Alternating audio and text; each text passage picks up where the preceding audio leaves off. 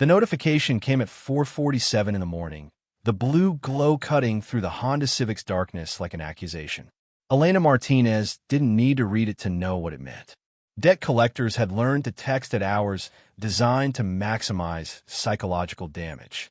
But this wasn't a debt collector. Attorney Harold Pemberton, Pemberton Associates. Your presence is required for the reading of Isabel Martinez's last will and testament. Wednesday, 10 a.m. sharp.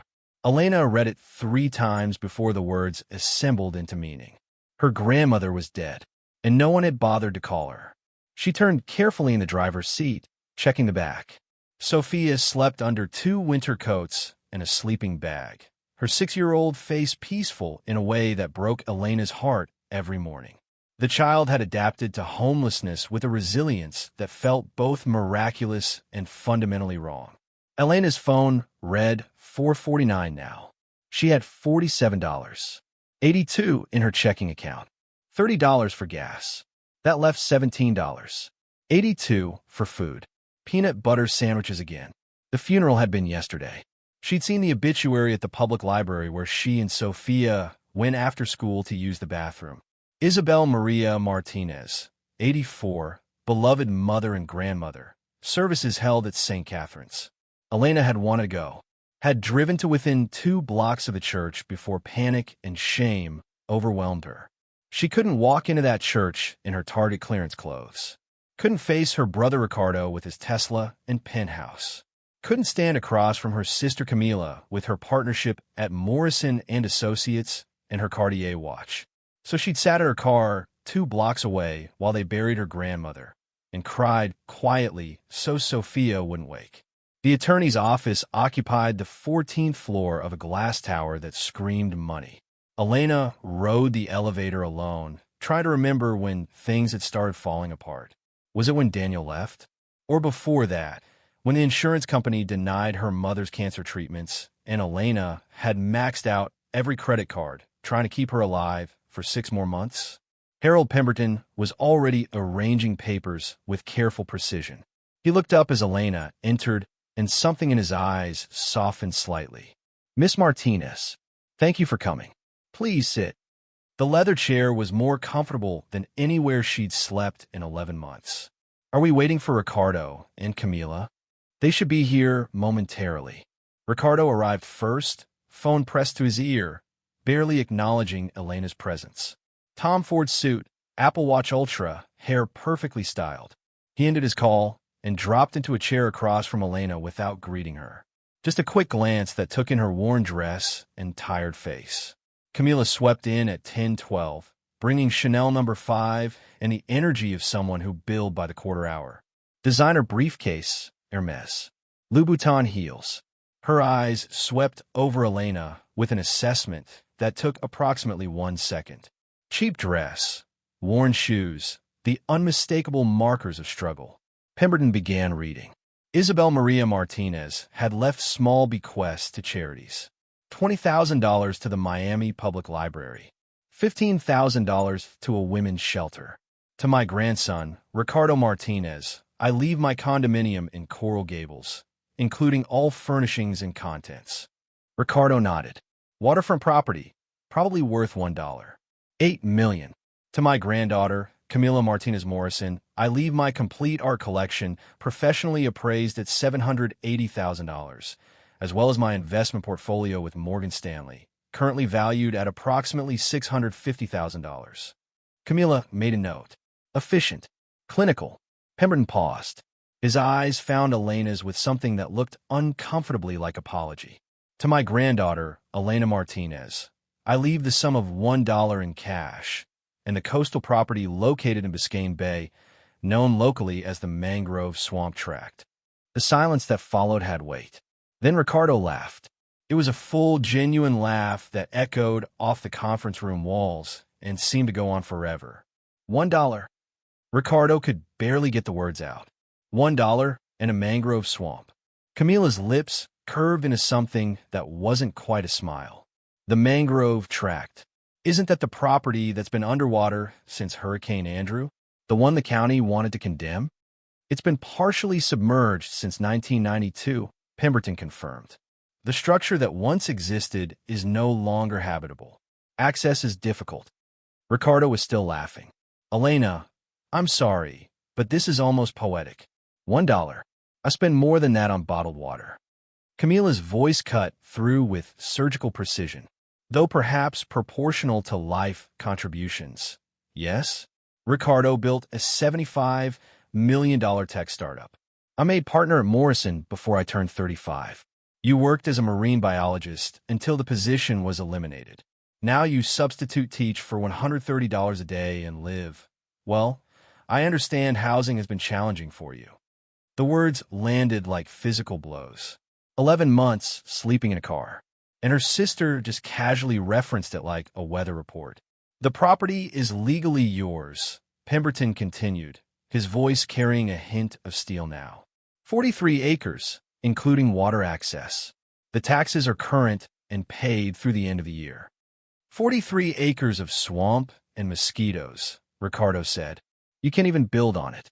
Environmental protections, wetlands regulations. It's literally worthless. Not quite worthless. Camila gathered her papers. The land has some value as a conservation easement. Maybe $15,000 if you're lucky. Though the annual property taxes probably eat most of that.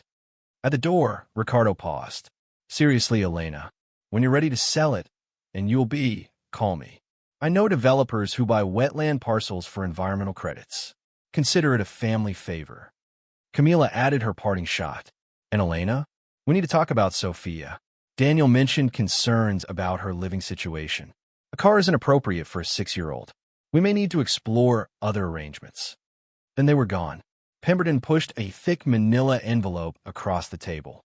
Inside you'll find the property deed, survey maps, historical documents, and a personal letter from your grandmother. She left specific instructions that you were to read it privately. I should tell you, Pemberton continued, your grandmother spoke very highly of you in our meetings.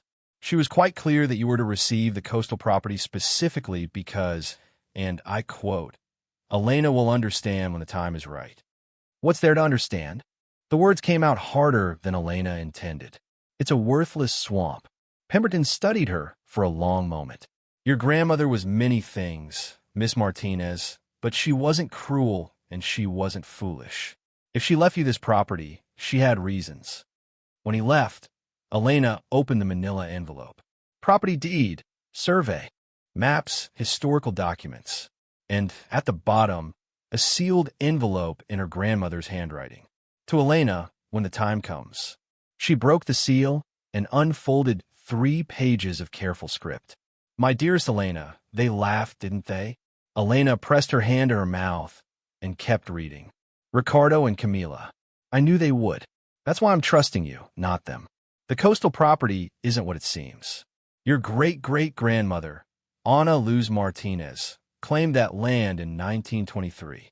She was Cuban, barely spoke English, rejected by both communities.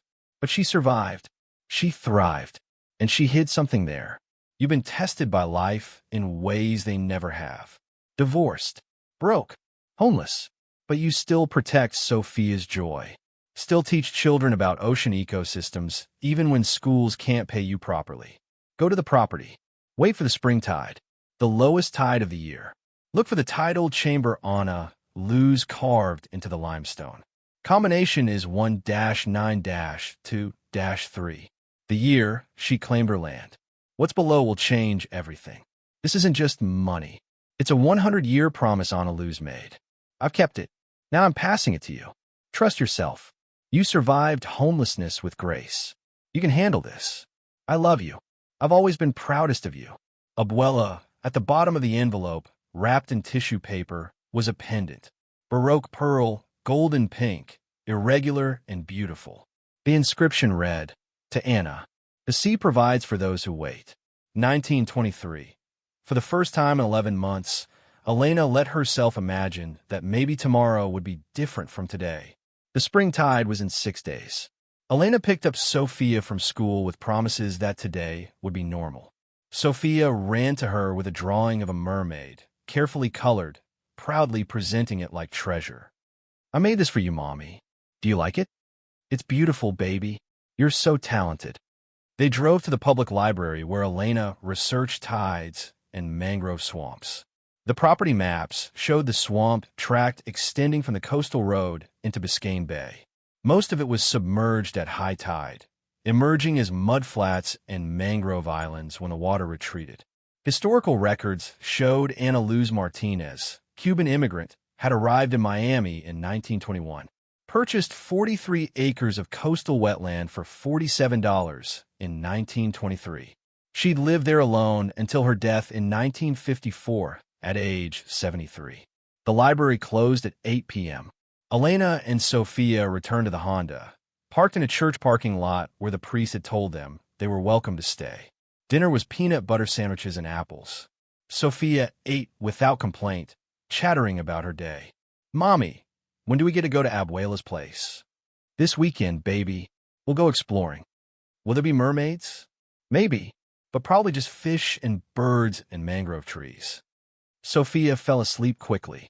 Elena lay awake thinking about 6 days until the spring tide. 6 days before Ricardo and Camila could move against her with lawyers and court orders. Her phone buzzed. A text from Daniel, her ex-husband. "Camila called me. Says Sofia is living in your car. This is unacceptable. If you can't provide stable housing, we need to discuss custody arrangements." Elena turned the phone face down and tried not to think about how quickly everything could be taken away. Friday morning, Elena dropped Sofia at school and drove south toward the coast, following survey maps. The road deteriorated from asphalt to gravel to barely there tracks.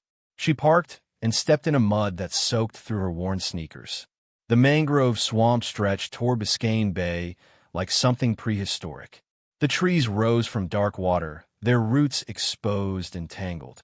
The air smelled of salt and decomposition. After 20 minutes of careful navigation, she found Anna's Point, a limestone outcropping riddled with holes. At its base, partially submerged, she could see carved steps leading down into water, a channel that looked too straight to be natural. This had to be it. The tidal chamber Anna Luz had carved, but at high tide, it was completely underwater. Elena checked the tide charts. She needed to wait for the spring tide in 3 days when the water would pull back far enough to reveal what Anna Luz had hidden. She photographed everything and drove back. Ricardo called Sunday evening. "Elena, I've been thinking about the swamp property. I have a buyer interested in wetland parcels for conservation easements. They're offering $12,000. Cash. You should take it. I haven't even seen the property properly yet." "What's to see?" "It's a mangrove swamp. $12,000 would get you into an apartment. Give Sofia some stability. Think about what's best for her." The manipulation was so obvious, it would have been funny if it weren't infuriating. "I'll consider it." "Don't consider too long. This buyer won't wait forever." Monday morning brought the spring tide calculations. Low tide at 2:47 p.m., the lowest tide of the year. Elena picked up Sofia early from school, claiming a doctor's appointment. Sofia was thrilled at the unexpected adventure. Maybe Abuela hid a treasure. Like pirates. Maybe baby, or maybe just some old family papers. They arrived at the swamp tract at 1:30 p.m. The tide had receded significantly, exposing mudflats and mangrove roots. The limestone outcrop rose higher now. The carved steps were fully exposed, leading down to an entrance that was above water for the first time in months. Elena knelt at the opening and shined her flashlight inside. The beam revealed a passage carved into the limestone, maybe 5 feet high, extending back into darkness. "Stay close to me, okay? Hold on to my hand." They entered together. The passage angled downward. After 20 feet, it opened into a chamber maybe 15 feet across and 8 feet high. The walls were covered in markings, Spanish words carved into limestone, dates going back to 1923, pictographs showing the moon and tides, and something that looked like shells or pearls. In the center of the chamber, carved into the floor, was a circular depression. And in the center of that depression was a metal hatch with a combination lock. 3 rotating dials. "What's that?" "I think it's what Abuela wanted us to find." Elena set the dials. 1-9-2-3. The lock disengaged with a sound that echoed through the chamber. The hatch was heavy, maybe 50 pounds of metal sealed against salt water. Elena pulled with both hands. The seal broke with a sucking sound, and cool air rushed up from below. Her flashlight revealed a second chamber below, accessed by carved steps descending another 10 feet. This chamber was larger, maybe 20 feet across, and completely dry despite being below sea level. Against the far wall stood wooden crates, old but intact, protected from moisture by the sealed chamber. Elena approached the first crate and pried the lid free with shaking hands. Inside, nested in dried seaweed and cotton batting, were pearls. Not a handful, thousands of them, arranged in careful rows, each one individually wrapped and protected. Elena lifted one carefully, pearl the size of her thumb, baroque-shaped, glowing with colors that shifted from gold to pink to green. "Mommy, it's beautiful, like a mermaid's treasure." The second crate held more pearls, smaller but equally lustrous.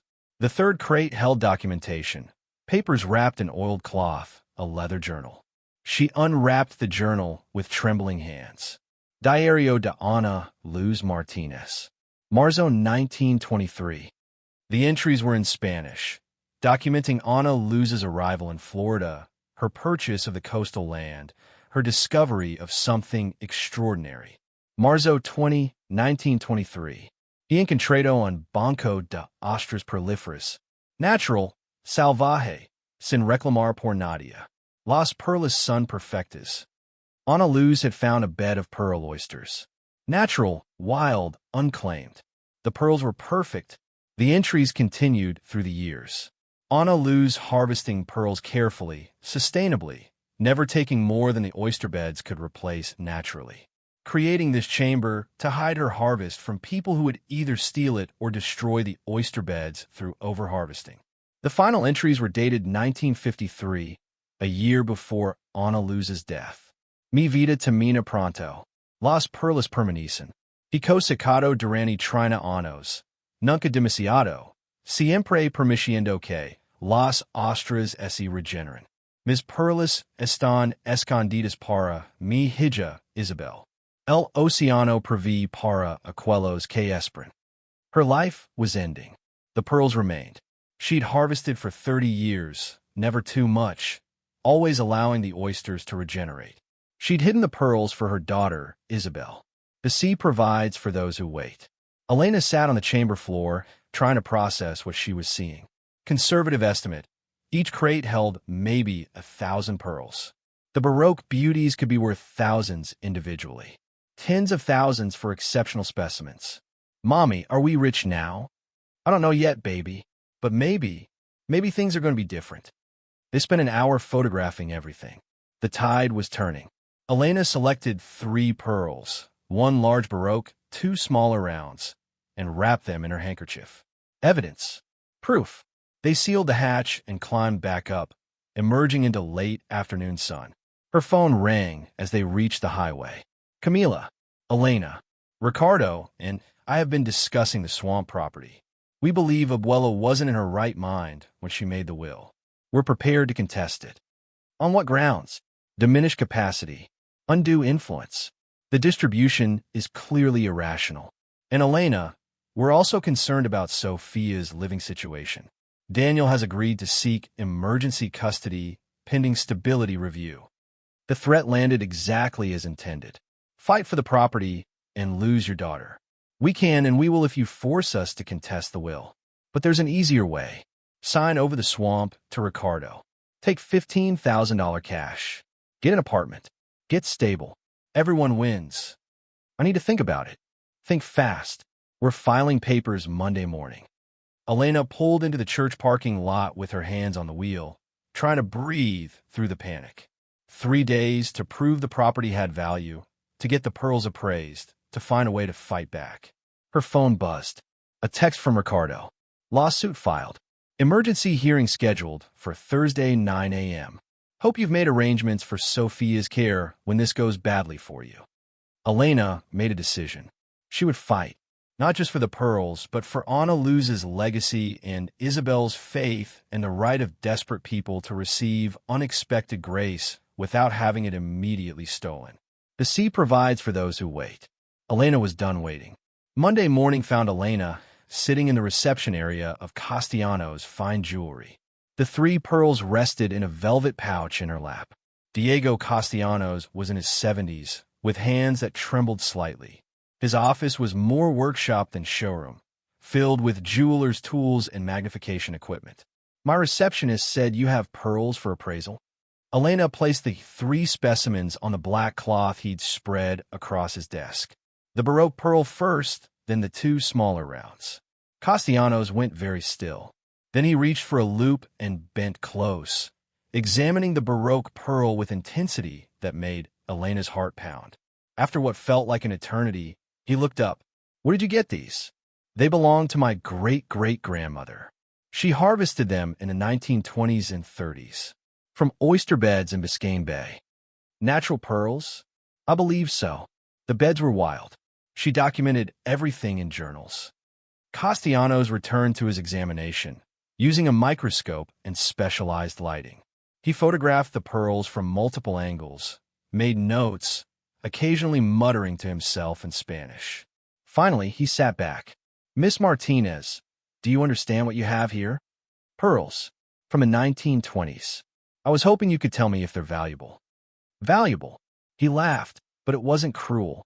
It was the laugh of someone confronting something extraordinary. "These are South Sea quality Baroque pearls. Natural, not cultured. These are museum pieces." Elena's mouth went dry. "What does that mean in terms of value?"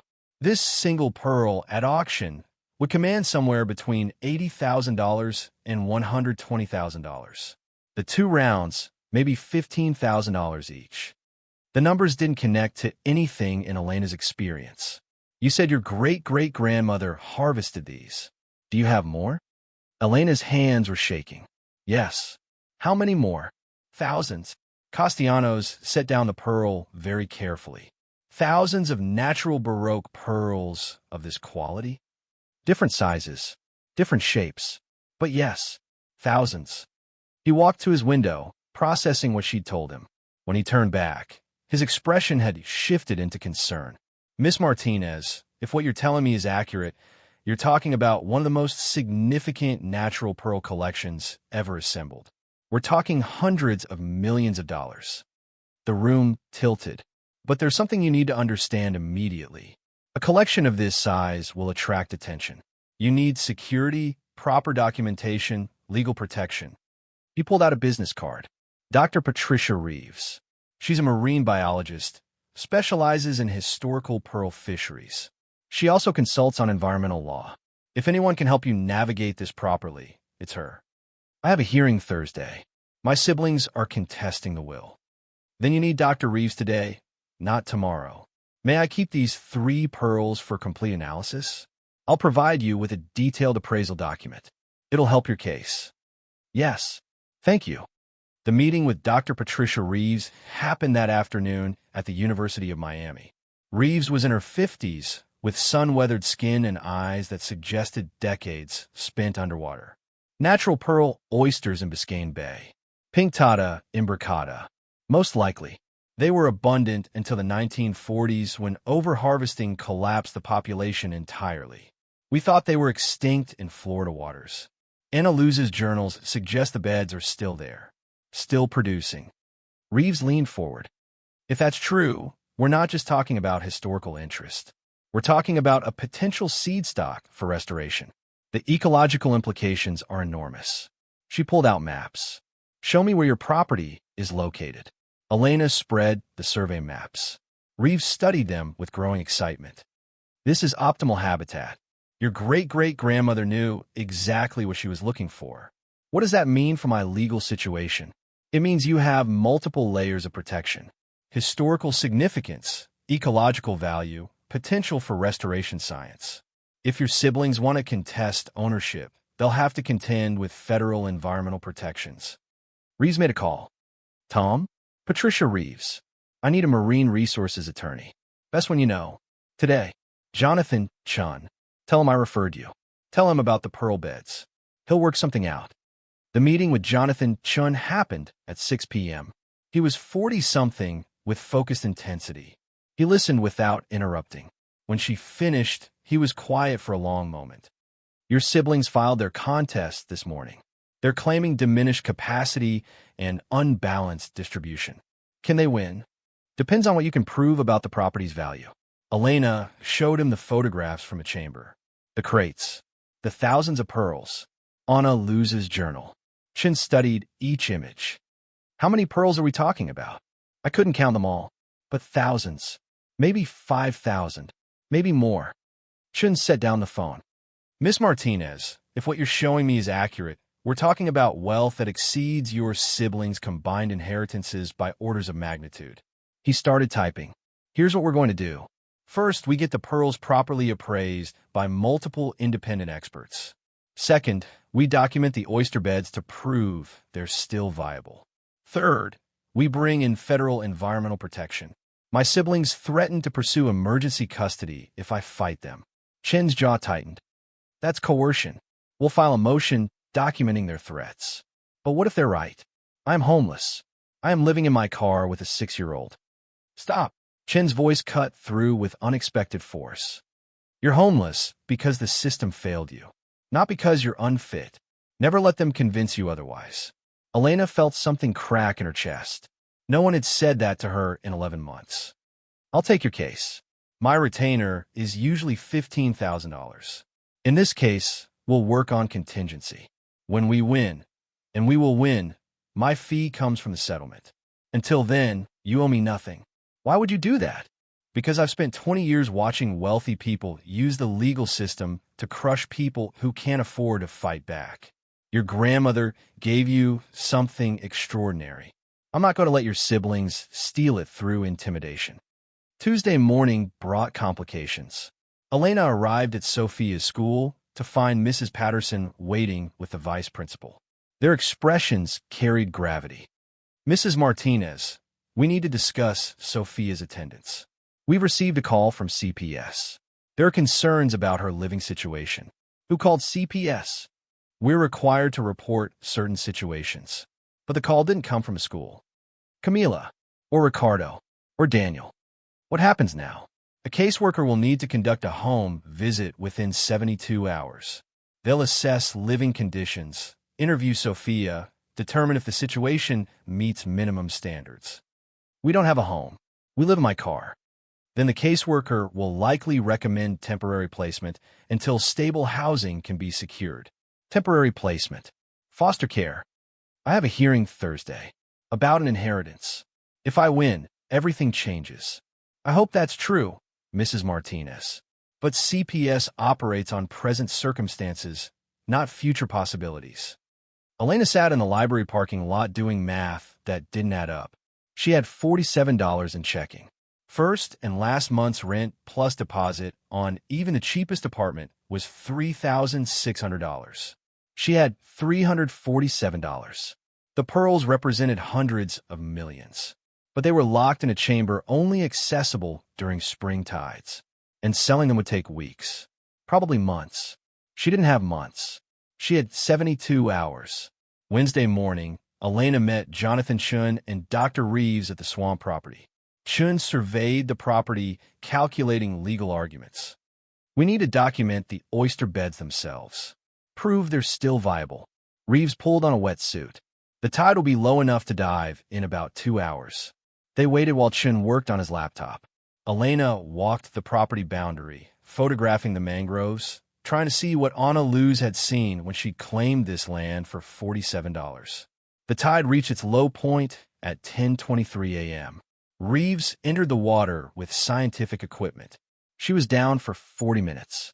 When she surfaced, her expression carried excitement scientists try to hide but can't. They're there, a viable population of pink tata imbricata, maybe 2,000 individuals across 3 separate beds. They're producing pearls. Chin was typing notes. Can you document this for court? I could do better than that. I can prove these beds have been sustainably managed for a century. Ana Luz Martinez didn't just harvest pearls. She cultivated the beds. She was practicing aquaculture before we had a name for it. How does this help my case? It means the property has scientific value beyond monetary worth. Federal marine resource protections apply. If your siblings try to develop or sell, they'll face environmental lawsuits. But I still don't have housing for the CPS visit tomorrow. Reeves pulled out her phone. I have a colleague, Mariana Torres. She runs a women's shelter in Homestead. The conversation was brief. Then Reeves handed over the phone. Miss Martinez? Dr. Reeves says you need emergency housing for you and your daughter. 6. First grade. We have space. Private room, shared kitchen and bath. You can stay as long as you need while you get established. No charge. Elena felt tears burning. I can't pay right now.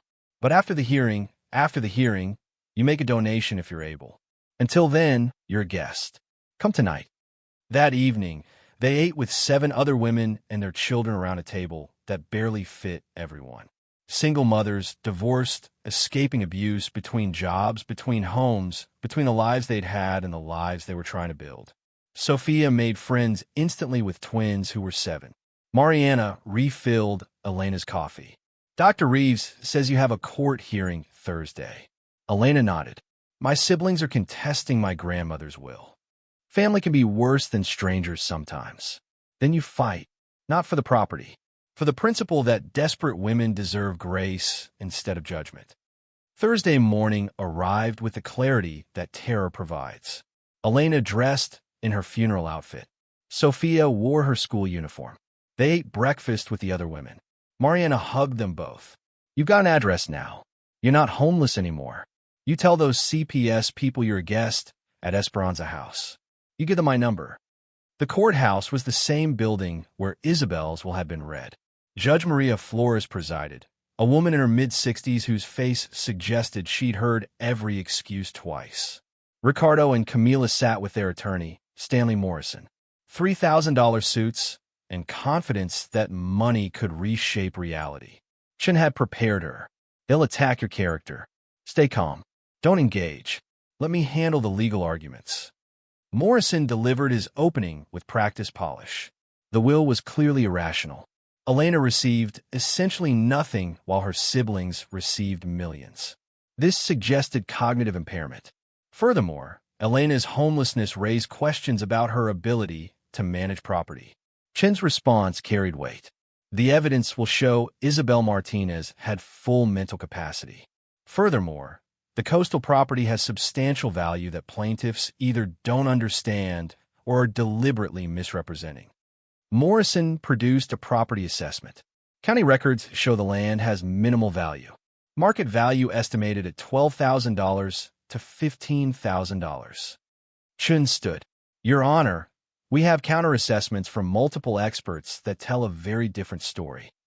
He submitted Castellanos' appraisal of the 3 pearls, Dr. Reeves's documentation of the oyster beds, photographs of the chamber and its contents. Mr. Chun, are you suggesting the property contains valuable pearls? Yes, Your Honor. Natural Baroque pearls harvested and preserved by the defendant's great-great-grandmother. Conservative estimates suggest value in excess of $500 million, possibly significantly more. The courtroom erupted. Ricardo half stood. Camila's face went white. Judge Flores gavelled for silence. That's quite a claim, Mr. Chun. I'll need substantial evidence. We have that evidence, Your Honor. Dr. Patricia Reeves is here to testify about the marine biology. Diego Castellanos is available to testify about the pearl's value. Patricia Reeves testified for 45 minutes, explaining the ecology of pearl oysters, the significance of Ana Luz's documentation. She showed photographs of the thriving population, explained how sustainable harvesting had enhanced the beds rather than depleting them. This isn't just valuable from a monetary perspective. This is a working example of sustainable marine harvesting. Every other natural pearl bed in the Western Hemisphere was destroyed by the 1950s. This survived because Ana Luz Martinez understood that taking care of an ecosystem is more valuable long-term than exploiting it short-term. Castellanos testified next, valuing the 3 pearls at $127,000 combined. If the collection contains thousands of comparable pearls, we're looking at aggregate value between $400 million and $800 million, depending on size distribution and quality consistency. Ricardo's face had gone gray. Camila was writing notes with a hand that shook slightly. The judge called for a recess at noon. They're going to change tactics, Chin said quietly. Morrison will argue you're unfit to manage assets of this magnitude. Court resumed at 1 p.m. Morrison called Daniel Rodriguez, Elena's ex-husband. Morrison's questions painted a picture of instability. When had they divorced? Why? How often did he see Sofia? Did he have concerns about Sofia's welfare? Chin's cross-examination was surgical. Mr. Rodriguez, how much child support do you pay? $600 per month. And what's your annual income? Approximately $280,000. So you pay 5% of your income in child support. Did you know Elena was homeless? I learned recently. What did you do to help? I offered to discuss custody arrangements. Taking Sofia away from her mother. That was your solution to her mother being homeless? Monthly visits when your schedule permits. $600 a month in support when you make $250,000 annually. And now you're testifying that Elena is unfit while you've done the bare minimum required by law. Camila testified next, describing Elena's career trajectory in terms designed to suggest instability. Chin's cross was direct. When did you last speak with your sister before this contest? Perhaps 6 months ago. And in that conversation, did Elena ask for help? She mentioned she was struggling financially. What did you do? I offered advice. Financial planning resources. Money? Housing? Actual assistance? I have my own obligations, including a $2 per million partnership bonus last year, according to public records. There when you're claiming your sister is unfit to manage wealth, while you couldn't spare even a small portion to prevent your niece from sleeping in a car. Chin called Elena to the stand at 2:30 p.m. His questions were thorough.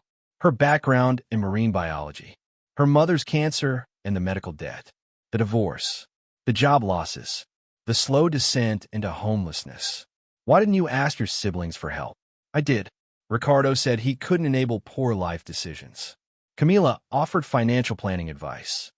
Did either of them offer housing, money, actual assistance? No. Morrison's cross-examination was designed to humiliate. He made Elena detail her exact living situation. Sleeping in the car, gym showers, parking lot rotations. Miss Martinez, you claim to care about your daughter's welfare. But isn't sleeping in a car for 11 months proof that you prioritize your own decisions over her needs? Elena felt something snap inside her chest. Not breaking, but transforming. Rage into clarity. I prioritized keeping her with me instead of surrendering her to a system that tears families apart. I prioritized her safety and her education and her emotional well-being over my own comfort. I slept in a car so she could sleep next to her mother instead of in foster care with strangers. That's not poor judgment, Mr. Morrison. That's love. The courtroom was silent. My siblings received millions from our grandmother.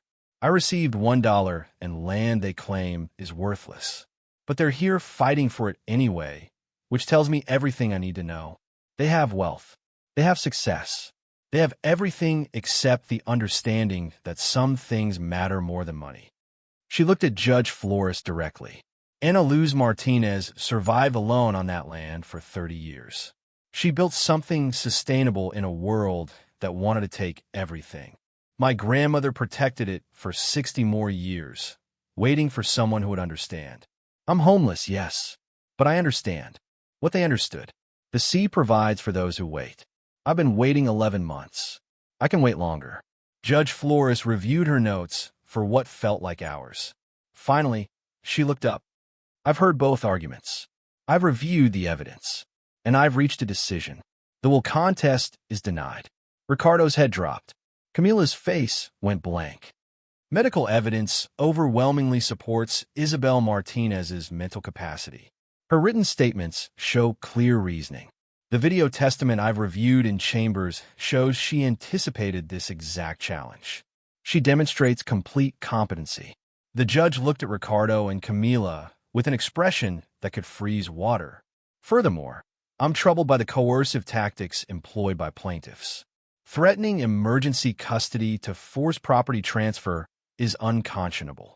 She turned to Elena. Miss Martinez, Your grandmother left you extraordinary responsibility. Property worth hundreds of millions, ecosystem worth protecting, legacy spanning generations. The question wasn't whether you're currently wealthy or stably housed. The question was whether you're the right person for this particular inheritance. Based on everything I've seen, Isabel Martinez chose correctly. Well, stands as written. Case dismissed with prejudice. I'm awarding costs and attorney fees to defend it. The gavel fell. Elena couldn't move, couldn't breathe, couldn't process that she'd won. Sofia threw her arms around Elena's waist. We won, Mommy. We won. Dr. Reeves and Castellanos approached with congratulations. Mariana hugged Elena hard enough to crack ribs. Jonathan Chun gathered his papers with quiet satisfaction. In the hallway, Ricardo caught up to her. Elena, wait. I watched Abuela's video last night. She talked about you specifically, about how you protected Sofia even when you had nothing. And she was right. I've been successful in business, built something worth millions. But I didn't even know my sister was homeless for 6 months. You could have been different. It's not too late. What do you want from me? Show up to Sofia's 7th birthday next month. No expensive gift. Just show up and be her uncle. That's all we ever needed. The CPS caseworker arrived at Esperanza House that evening. Jennifer Santos was in her 40s, with kind eyes and exhausted patience. She toured the room, asked Sofia questions about school and friends. Sofia answered honestly, yes, she liked it here, the other kids were nice. Mommy took good care of her. In the kitchen, Jennifer reviewed her assessment. Your housing is appropriate. Sofia is clearly well cared for. Her school reports are excellent. I see no immediate concerns. So you're not recommending removal? No, but I am recommending follow-up in 60 days to ensure you transition to permanent housing. Yes, I have resources now. I can secure an apartment within a month. After she left, Elena sat at the kitchen table and finally let herself cry. Not from sadness or fear, but from relief so overwhelming it felt physical. That weekend, Elena signed a lease on a 2-bedroom apartment in Homestead. $1,200 per month. The total of $3,600 came from an advance Jonathan Chin arranged against the eventual pearl sales. Moving day was Sunday. Walking into their own space, seeing Sofia's face when she realized the bedroom was hers, watching her daughter arrange her few possessions. Every moment of struggle felt justified. That night, they slept in real beds with a door that locked and heat that worked. Sofia fell asleep almost instantly. Elena lay awake longer. Her phone buzzed at midnight. A text from Patricia Reeves. Miss Martinez, I've been thinking about your oyster beds. Would you be interested in partnering on a conservation project? Long-term protection, scientific research, sustainable management. I have funding sources. You have the resource. Together we could prove restoration is possible. Elena understood. Anna Luz hadn't just hidden pearls. She'd hidden proof that humans could work with natural systems instead of against them. She typed a response. Yes, let's build something that lasts. The September spring tide arrived 6 months later. Elena and Reeves descended into the chamber together with a team of graduate students and documentation protocols. They spent 4 hours working methodically. Each pearl photographed, measured, its characteristics recorded. The graduate students created a database that would eventually total over 4,700 individual specimens. Reeves completed her assessment. Conservative estimate, based on Castellanos' valuation methodology, $785 million. That's conservative. The number was so large it lost meaning. I can't manage that alone. You won't have to. Reeves pulled out a proposal. We established the Martinez Pearl Foundation. You maintain majority ownership, but we bring in board members with expertise, marine conservation, sustainable harvesting, financial management. We sell enough pearls to secure your immediate needs and fund operations. Maybe 50 specimens over the next 2 years. The rest stay protected. What about the oyster beds? We create the first modern, sustainable pearl fishery. Small-scale extraction, proceeds funding marine conservation throughout the Caribbean. We prove Anna Luz's methods work. They removed 50 pearls from the chamber that day. The first auction happened in November at Sotheby's. 10 Baroque pearls, each exceptional. The largest sold for $247,000. Total proceeds, $1. $462 million. After auction fees and taxes, Elena received $1. $1 million. She divided the proceeds according to a plan she developed. $200,000 to the Martinez Pearl Foundation. $150,000 to Esperanza House. $100,000 to Sofia's Education Trust. $50,000 to pay off medical debt. She kept her teaching position. The principal seemed surprised. You don't need to teach anymore. Everyone knows you're wealthy now. Elena straightened the posters in her classroom. Coral reefs, ocean ecosystems. These kids need someone who believes the natural world is worth studying even when it doesn't lead to tech company wealth. I'm qualified for that particular lesson. Sofia thrived in second grade. Her teacher sent notes home praising her kindness, her creativity.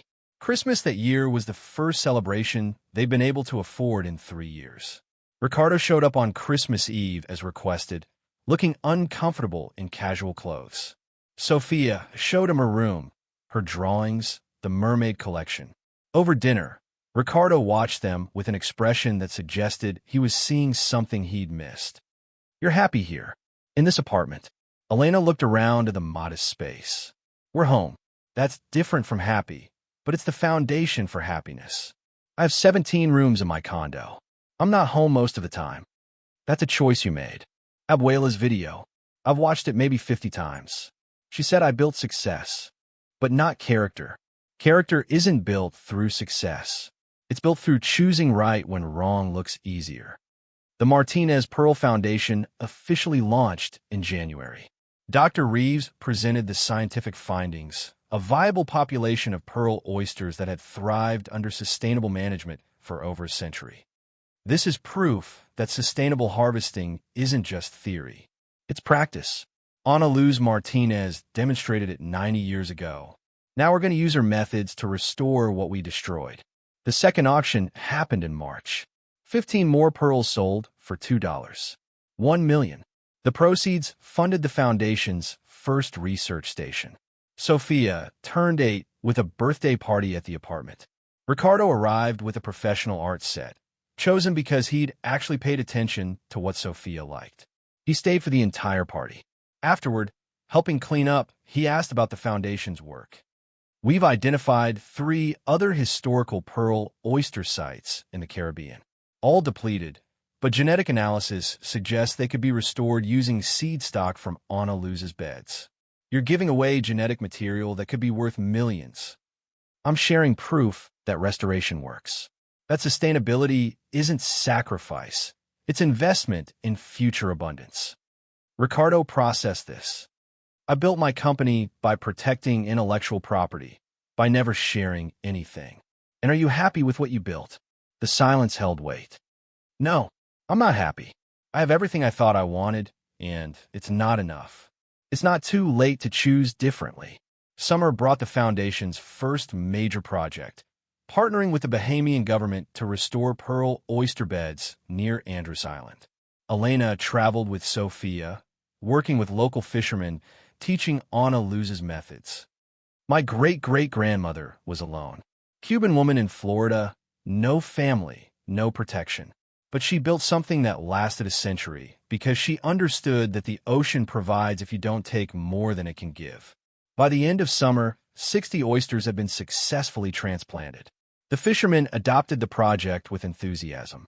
Sofia started 3rd grade with confidence that made Elena marvel. She gave presentations about her mother's conservation work, explained to her classmates how sustainable harvesting worked. My great-great-great-grandmother proved you don't have to destroy things to benefit from them. You can take care of them, and they'll take care of you back. The Foundation's work expanded.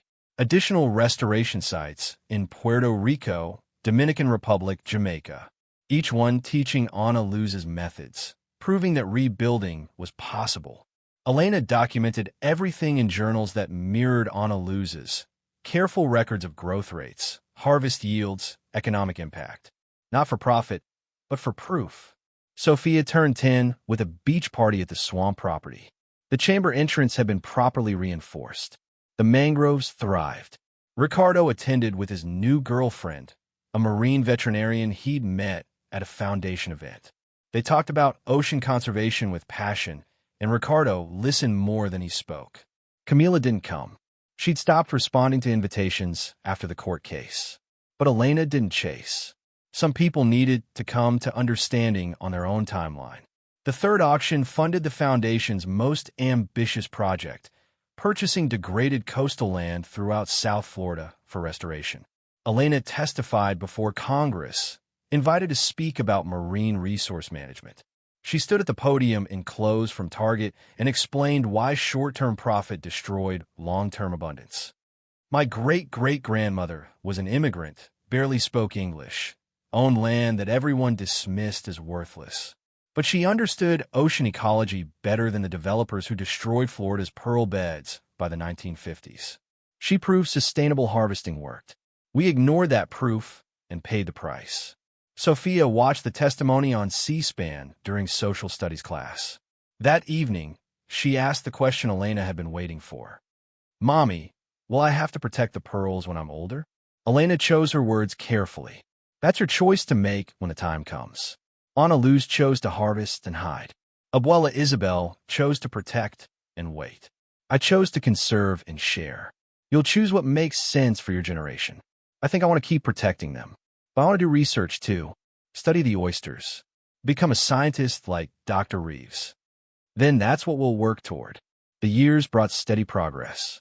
The foundation grew from a small operation to a recognized leader in marine conservation. The restored oyster beds began producing pearls. Elena completed her PhD in marine ecology at 42. Her dissertation focused on traditional ecological knowledge, how indigenous and immigrant communities had understood sustainability before Western science. Ana Luz featured prominently, a case study of someone who'd practiced conservation through necessity and observation rather than formal training. Sofia graduated 8th grade at the top of her class with acceptance to a specialized high school for science and math. The summer before high school, they returned to the chamber. Just the two of them, mother and daughter. Sofia stood in the chamber Ana Luz had carved and turned slowly, taking in the crates that still held thousands of pearls. "How many are left?" "We've sold maybe 200 over the past 6 years. There are still over 4,000. And we're never going to sell them all? Not in my lifetime. Maybe not in yours. The foundation only sells what's needed for conservation work." Sofia picked up one of the Baroque pearls, watching colors shift. "Sometimes I try to imagine Ana Luz finding this exact pearl. Do you ever regret it? Giving up so much wealth to keep most of the pearls protected?" Elena considered seriously. "No, because selling everything would have meant destroying the beds, would have made Ana Luz's sustainability meaningless. But we could have had more. We live well enough. You're getting your education without debt. I can work on conservation without worrying about funding. We have security that transcends money because we have purpose. That's worth more than any amount of pearls." They sealed the chamber as the tide began to turn, climbing back to the surface together. High school brought new challenges for Sofia, but she navigated everything with the resilience she'd learned during the hardest years. She joined the Marine Biology Club, started a school chapter of ocean conservation students. By junior year, she was co-authoring papers with Reeves. Ricardo's transformation happened gradually. He started attending foundation events. His company began funding conservation initiatives, millions in donations that funded research stations throughout the Caribbean. "I can't undo the past. Can't give you back the year you spent homeless, but I could try to build something that matters." Camila remained distant until Sofia's high school graduation. She appeared unexpectedly, watching her niece receive awards for academic excellence. Afterward, she approached Elena. "I was wrong. About everything. You were the right choice for the inheritance." Elena didn't make it easy. "What changed your mind?" "Watching what you built. The way you've used the wealth to create something meaningful instead of just spending it on yourself. And watching how happy Sofia is." "Can I visit sometimes? Get to know Sofia better?" Elena considered. Prove you've changed. Show up without being asked. Help at Esperanza House. Volunteer at the foundation. Trust has to be earned back. I understand. Sofia graduated with a full scholarship to University of Miami's marine biology program. The summer before college, they made one final trip to the chamber together. Sofia had prepared her own journal entry. July 2035. I am Sofia Martinez, great-great-great-granddaughter of Ana Luz Martinez. I am 17 years old. The oyster beds continue to thrive. We have sold fewer than 300 pearls over 12 years, always ensuring the population can sustain itself. The foundation has restored 6 Caribbean oysterbed sites. We've created jobs for 180 people, funded research that's changing how the world thinks about marine conservation. My mother taught me that the pearls aren't ours to spend. They're ours to protect. I promise to continue this protection. Ana Luz survived alone for 30 years. Abuela Isabel protected for 60 more. Mom has protected for 12. Now it's my turn. The sea provides for those who wait. I'm learning to wait. Moving day came in late August. They drove to campus together. The dorm was typical freshman housing. Sofia unpacked quickly. She'd learned to travel light during the homeless months. The goodbye happened in the parking lot. Sofia hugged Elena longer than usual. Thank you for not giving up, for fighting when it would have been easier to surrender. I'm proud of you, honey. Show them what Martinez women can do. The sea provides for those who wait, right? Always. The apartment felt larger without Sofia's presence, but not empty. Elena walked through rooms that held layered memories of transformation.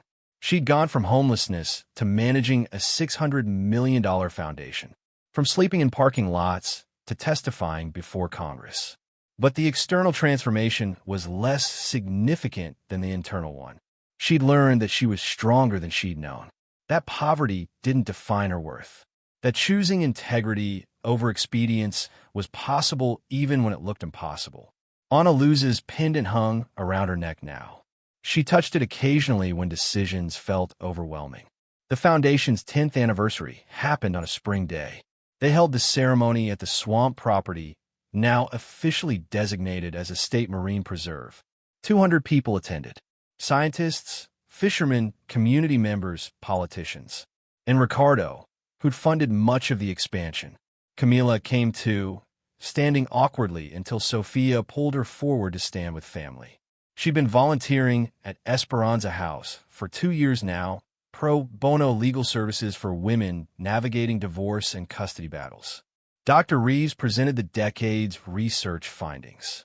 15 restored oysterbed sites. Over 400 jobs created.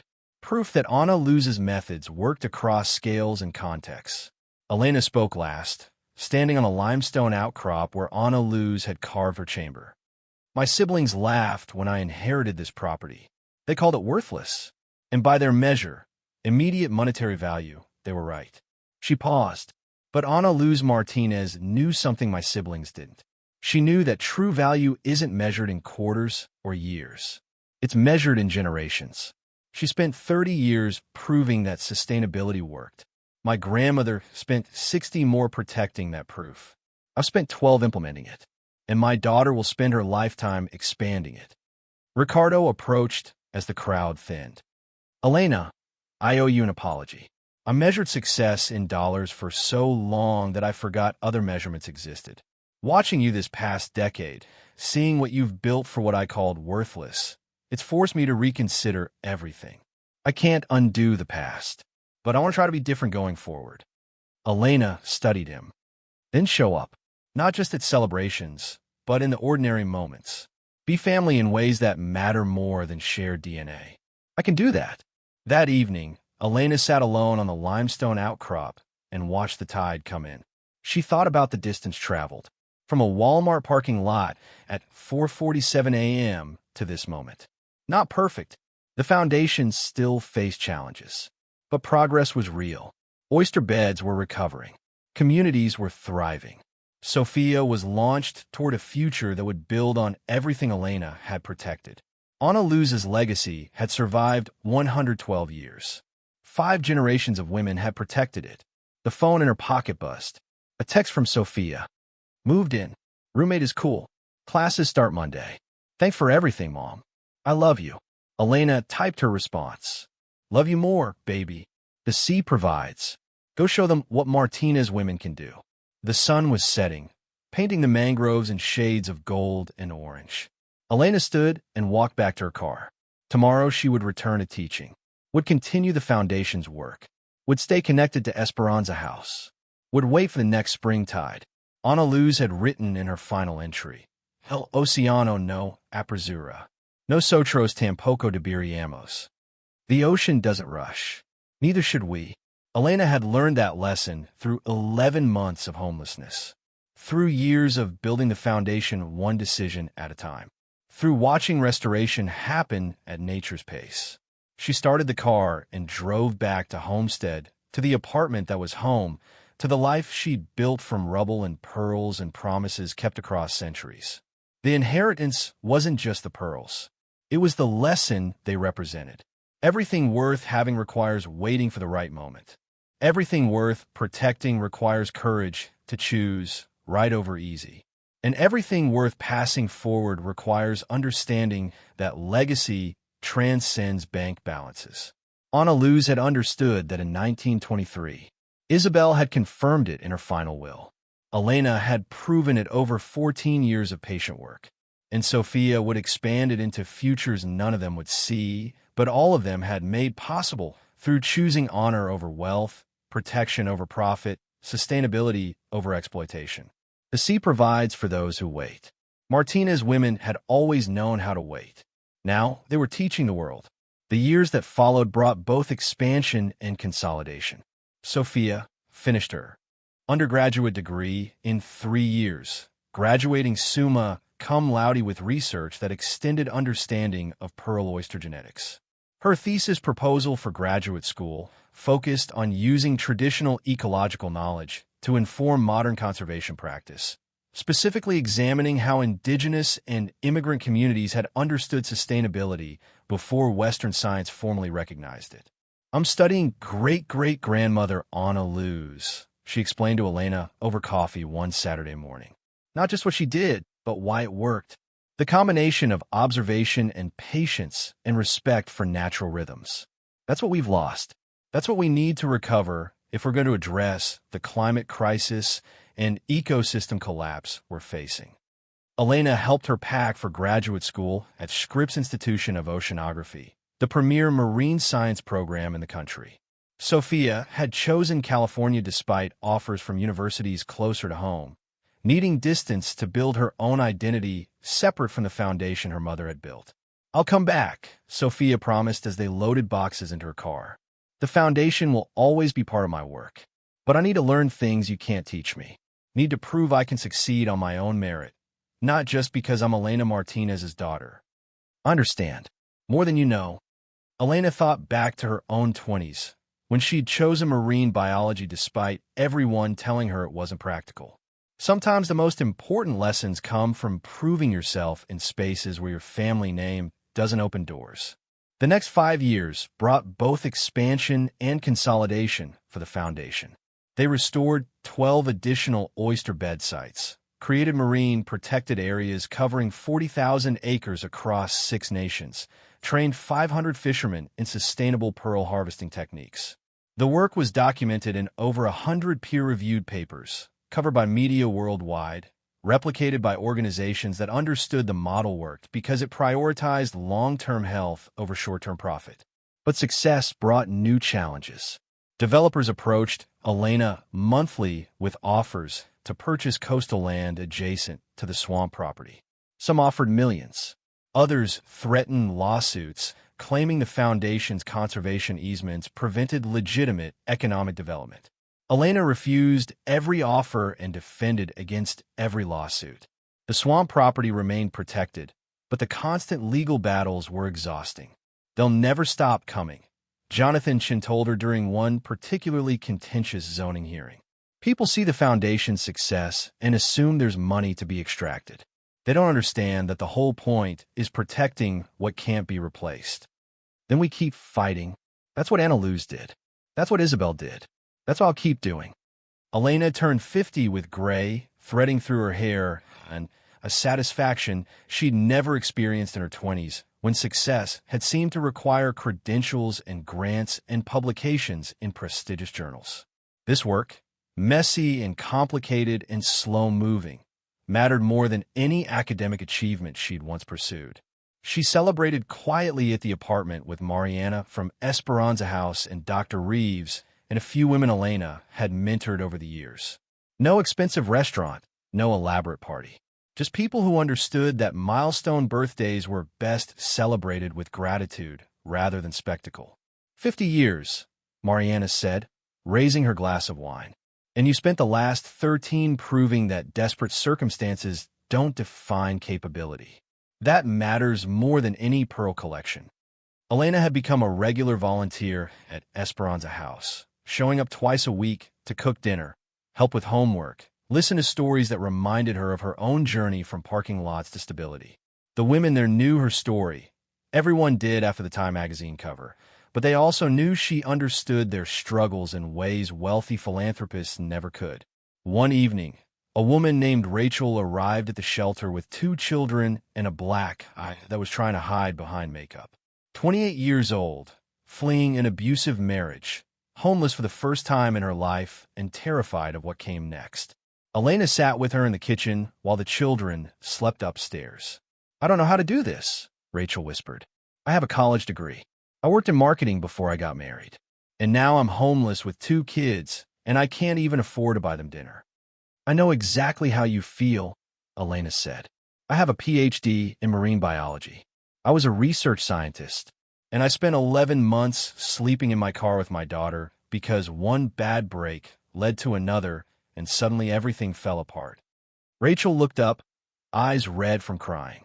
"You're Elena Martinez, the Pearl Woman. Everyone knows your story. Then you know it gets better. Not quickly, not easily, but it gets better if you refuse to give up." "How did you not give up? How did you keep going when everything felt impossible?"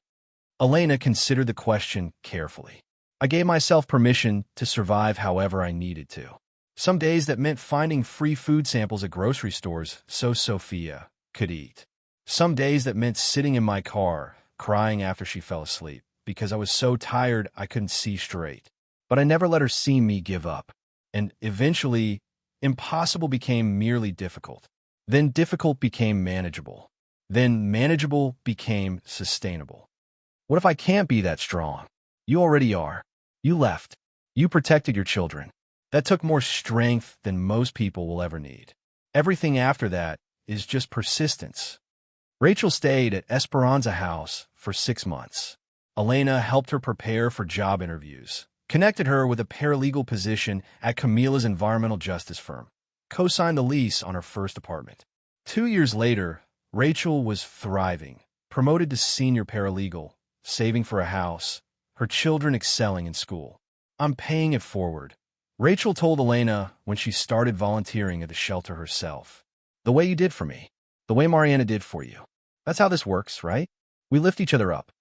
Ricardo's transformation had completed by then. He'd sold his tech company, retired at 48, and devoted himself full-time to environmental philanthropy. The arrogance that had defined him at 35 had been replaced by something that looked like humility earned through recognition of failures. He and Elena met monthly now, usually for coffee in a modest cafe in Coconut Grove, discussing foundation strategy and family dynamics and the slow work of repairing relationships damaged by years of indifference. "I wasted 20 years chasing money I didn't need," he told her one Saturday morning, stirring his coffee with a methodical precision that suggested he'd practiced this speech. "Built wealth that impressed people I didn't respect. Ignored family that actually mattered. And for what? So I could say I was successful? So I could feel superior to people who made different choices? But you changed. That counts for something. Only because you showed me what the alternative looked like.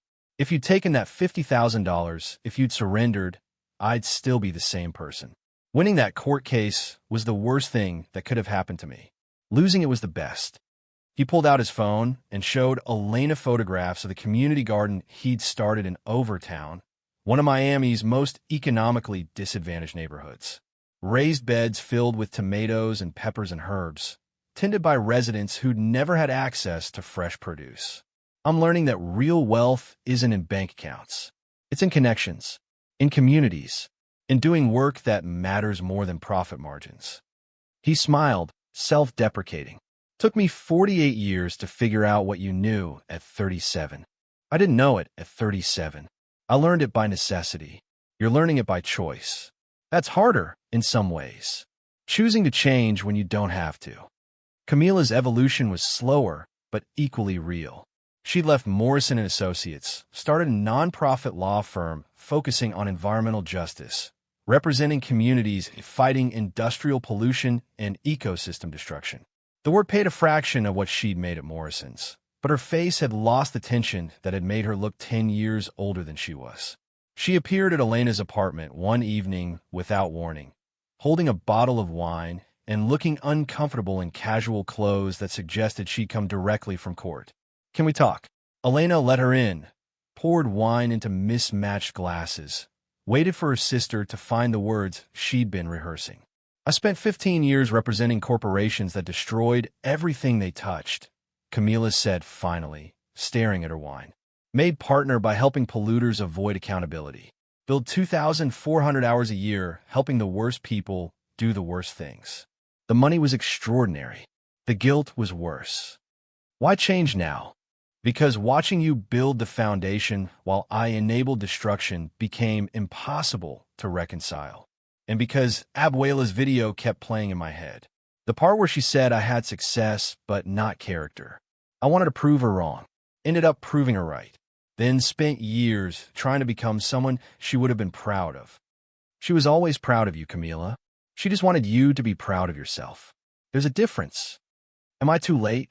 Camila's voice cracked slightly. "Too late to have a real relationship with Sofia? Too late to be the sister you deserved? Too late to fix what I broke?" Elena set down her wine and looked at her sister, really looked at her for the first time in years. Saw the guilt and the effort and the genuine desire to be different. "It's not too late, but fixing this requires more than words. It requires showing up consistently, being present even when it's inconvenient, choosing family over career when they conflict. Can you do that?" "I'm trying. The environmental justice work.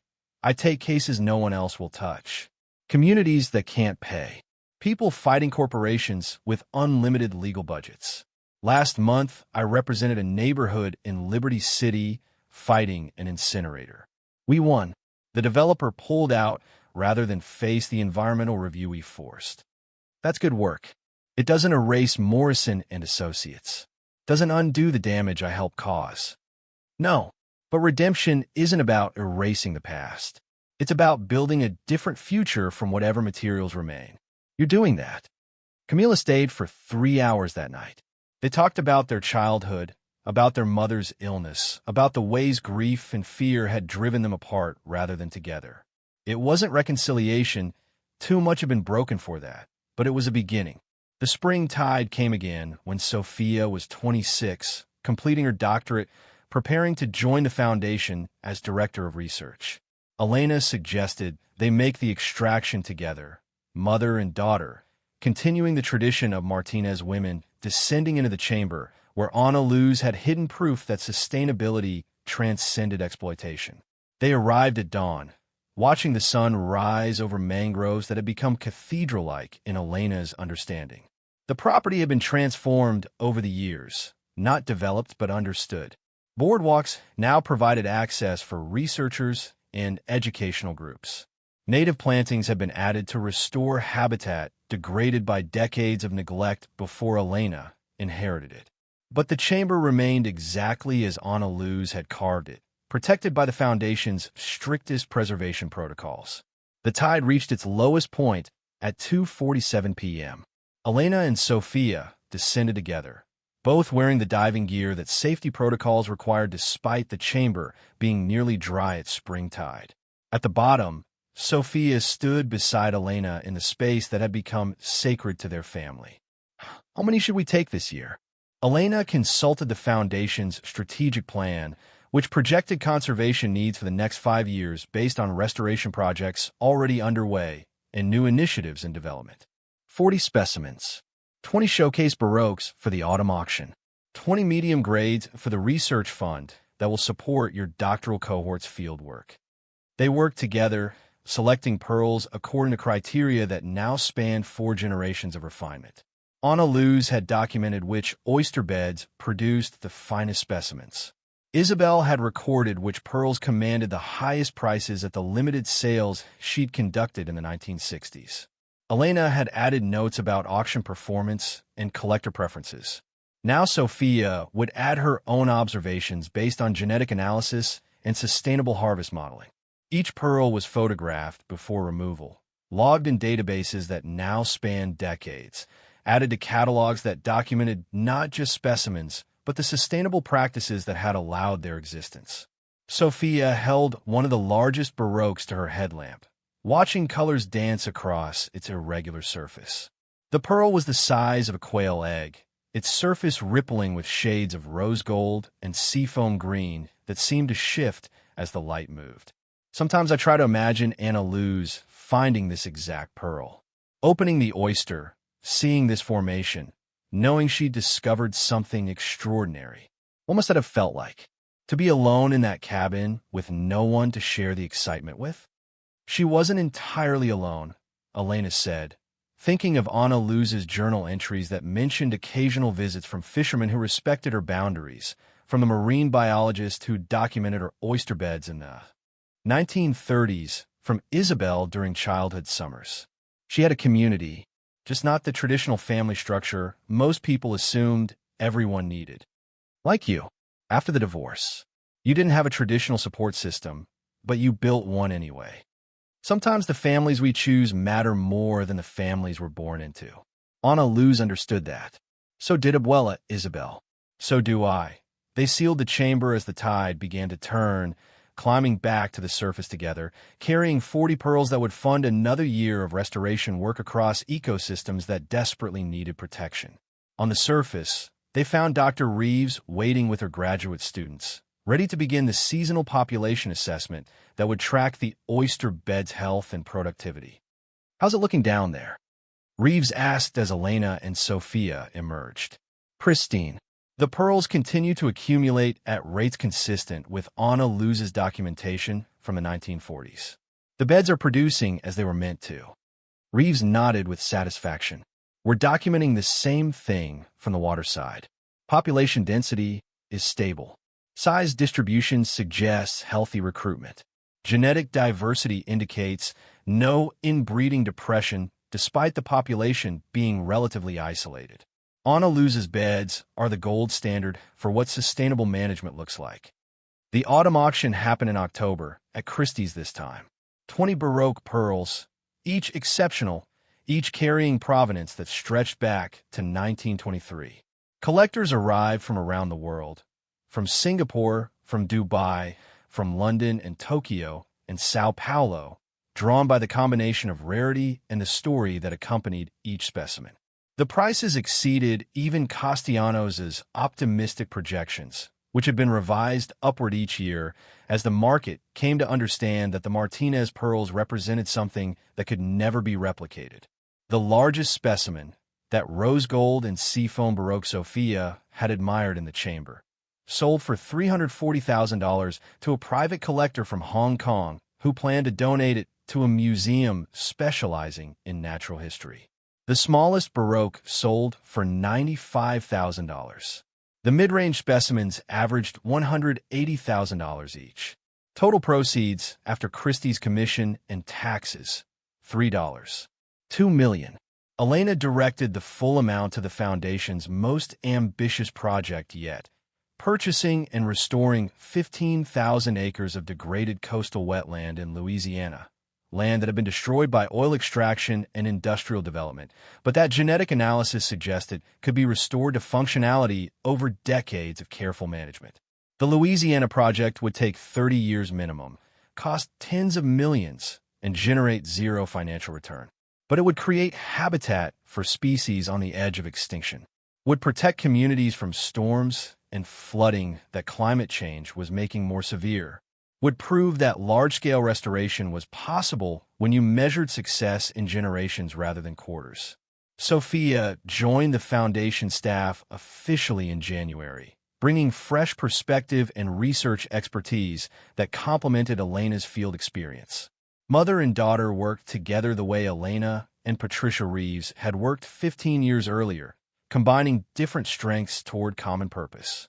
But Sofia also brought something Elena couldn't provide: fluency with technology and social media that allowed the foundation to reach audiences Elena had never considered. "We need to be documenting this work visually," Sofia explained during their first strategy meeting. "Not just for scientific publications, but for people who will never read a peer-reviewed journal. Short videos showing the restoration process. Before and after comparisons that demonstrate impact. Stories from fishing communities whose livelihoods we've helped rebuild." Elena was skeptical initially. "The work speaks for itself. We don't need to market it." "We're not marketing. We're educating. There are thousands of young people who care desperately about ocean conservation but don't know where to start. We can show them that this work is possible. That one woman with $47 and determination built something that lasted a century. That a message that transcends marine biology." Sofia was right. Within 6 months, the foundation's social media presence had grown from Elena's occasional Twitter posts about scientific papers to a comprehensive multimedia documentation of restoration work across the Caribbean. Young people, teenagers and college students, and early career professionals began reaching out asking how they could contribute. The foundation created an internship program, bringing 20 students each summer to work on restoration projects while learning sustainable management practices directly from fishing communities. The students came from across the socioeconomic spectrum, some from wealthy families seeking meaningful gap year experiences, others from backgrounds like Elena's who were working 3 jobs to afford tuition and needed the paid internship to survive. Elena made sure the program prioritized students from underrepresented backgrounds, remembering her own struggle to break into marine science when professors assumed she couldn't be serious because she came from a working-class Cuban family in Miami rather than a comfortable suburb with good schools. One intern, Maria Santos, arrived from Puerto Rico with a marine biology degree from UPR Mayagüez and no job prospects because the island's economy had been devastated by Hurricane Maria and the debt crisis. She was 23, brilliant, fluent in Spanish and English, and convinced her career was over before it started. "There are no positions," Maria told Elena during their first meeting. "I've applied to every research lab, every conservation organization, every government agency. They all say the same thing: budget cuts, hiring freezes, check back next year. I'm living with my parents, working at a call center, watching my degree become worthless." "Your degree isn't worthless. The system is broken. There's a difference." Elena hired Maria as the foundation's first community outreach coordinator, a position created specifically to work with Spanish-speaking fishing communities implementing Ana Luz's methods. The salary was modest, $45,000, which was all the foundation could afford for a new position, but it included health insurance and housing assistance and the opportunity to do meaningful work. 3 years later, Maria was managing restoration projects across 4 countries, had co-authored 15 papers, and was being recruited by larger organizations offering 6-figure salaries. "I'm not leaving," Maria told Elena when the Wildlife Conservation Society tried to hire her away. "This work matters more than money. You taught me that. I taught you that you have options. If WCS makes sense for your career, it doesn't. They want me to write grant proposals and attend fundraising galas and convince rich people to care about conservation. Here, I'm in the water with fishermen, watching ecosystems recover, proving that restoration works. That's worth more than any salary." Ricardo served on the foundation board now, bringing business acumen that helped them navigate complex partnerships and funding arrangements. He'd learned to advocate for conservation rather than profit, to see success in restored ecosystems rather than balance sheets.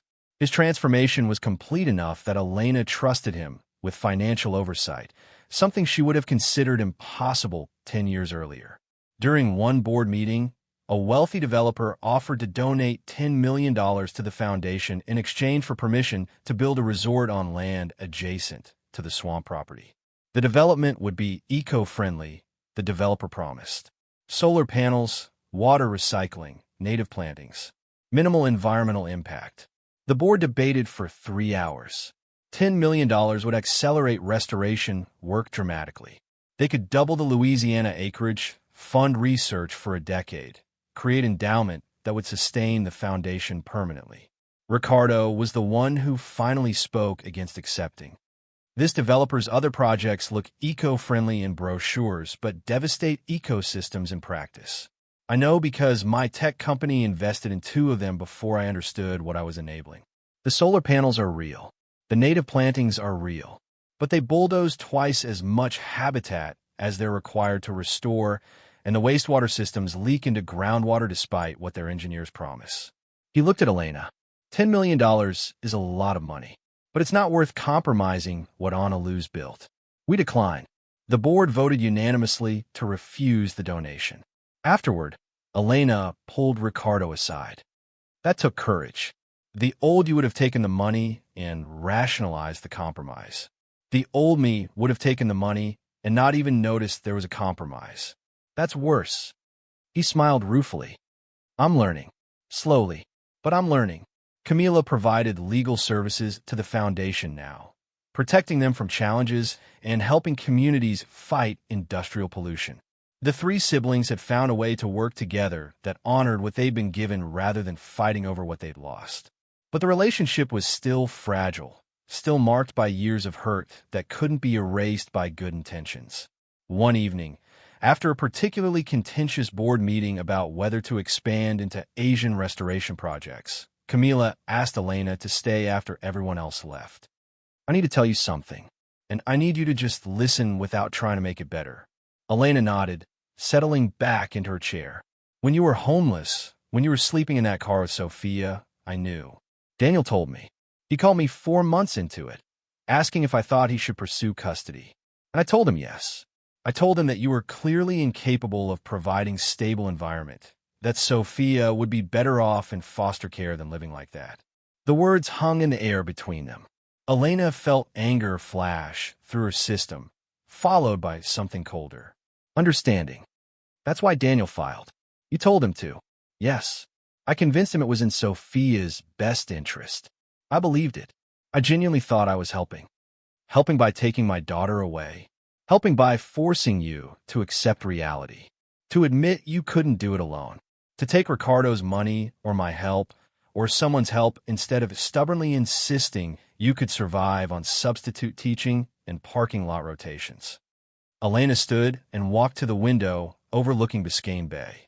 The water was dark, reflecting city lights like fallen stars. Do you understand why that was wrong? Now, yes. Then, no. I thought I was being pragmatic, rational, seeing the situation clearly while you were too close to it to make good decisions. You thought you knew better than me what Sofia needed. I thought wealth and stability were more important than keeping a family together. I was wrong. Elena turned to face her sister. Do you know what would have happened if you'd succeeded? If Daniel had gotten custody? Sofia would have had a stable home. Sofia would have lost her mother. She would have been placed with a father who saw her once a month and paid minimal child support. When his new wife decided she didn't want a stepdaughter complicating their lives, she would have ended up in foster care anyway. Except she would have been there because the system decided I was unfit, and that would have destroyed us both. Camila's face crumpled. I know. I understand that now. But understanding doesn't fix what I did. No, it doesn't. Can you forgive me? Elena considered the question carefully. Forgiveness was complicated when the harm was that fundamental. I can understand why you did it. I can accept that you've changed. I can work with you on foundation business and maintain a civil relationship. But forgive? That requires more time. Maybe years. Maybe never. I don't know yet. That's fair. Camila gathered her papers with shaking hands. I just needed you to know that I knew. That I'm not pretending I was innocent or that I just made a mistake. I actively tried to take your daughter away because I thought I knew better. That's unforgivable. But I'm hoping eventually it might become something less than unforgivable. After Camila left, Elena sat alone in the conference room for an hour, thinking about forgiveness and family and the distance between understanding someone's actions and absolving them of responsibility. She texted Sofia, who was in California finishing her doctorate. Aunt Camila told me she convinced your father to pursue custody when we were homeless. Did you know? Sofia's response came quickly. Dad mentioned it once when he was drunk. Said Aunt Camila thought he should step up. I never told you because I didn't want you to hurt more than you already were. Do you want me to cut her out of our lives? No. She's trying to be better. That counts for something. But I don't trust her. Not yet. Maybe not ever. That's my feeling too. The portrait was commissioned when Elena turned 55, a gift from the foundation board. The artist spent weeks at the swamp property, sketching the mangroves and limestone formations, studying photographs of Ana Luz and Isabel, capturing something that transcended mere likeness. The final piece showed 3 women in a compositional triangle. Ana Luz in the foreground, hands holding a Baroque pearl, the small cabin she'd built rising behind her against a background of mangroves and bay water. Isabel in the middle distance, older and wiser, one hand extended toward the future in a gesture that suggested both offering and blessing. And Elena at the apex, looking not at the viewer, but at something beyond the frame, toward horizons not yet visible, her expression carrying equal parts determination and peace. The title rendered in elegant script below the image. The sea provides 5 generations of promise. The portrait was unveiled at a ceremony at the University of Miami attended by 300 people, scientists and fishermen, students and politicians, community members whose lives had intersected with the foundation's work. Elena stood before the portrait at its unveiling and felt tears she didn't try to hide. Not from sadness, but from gratitude that cascaded through decades and generations, touching women she'd barely known, but whose choices had shaped everything she'd become.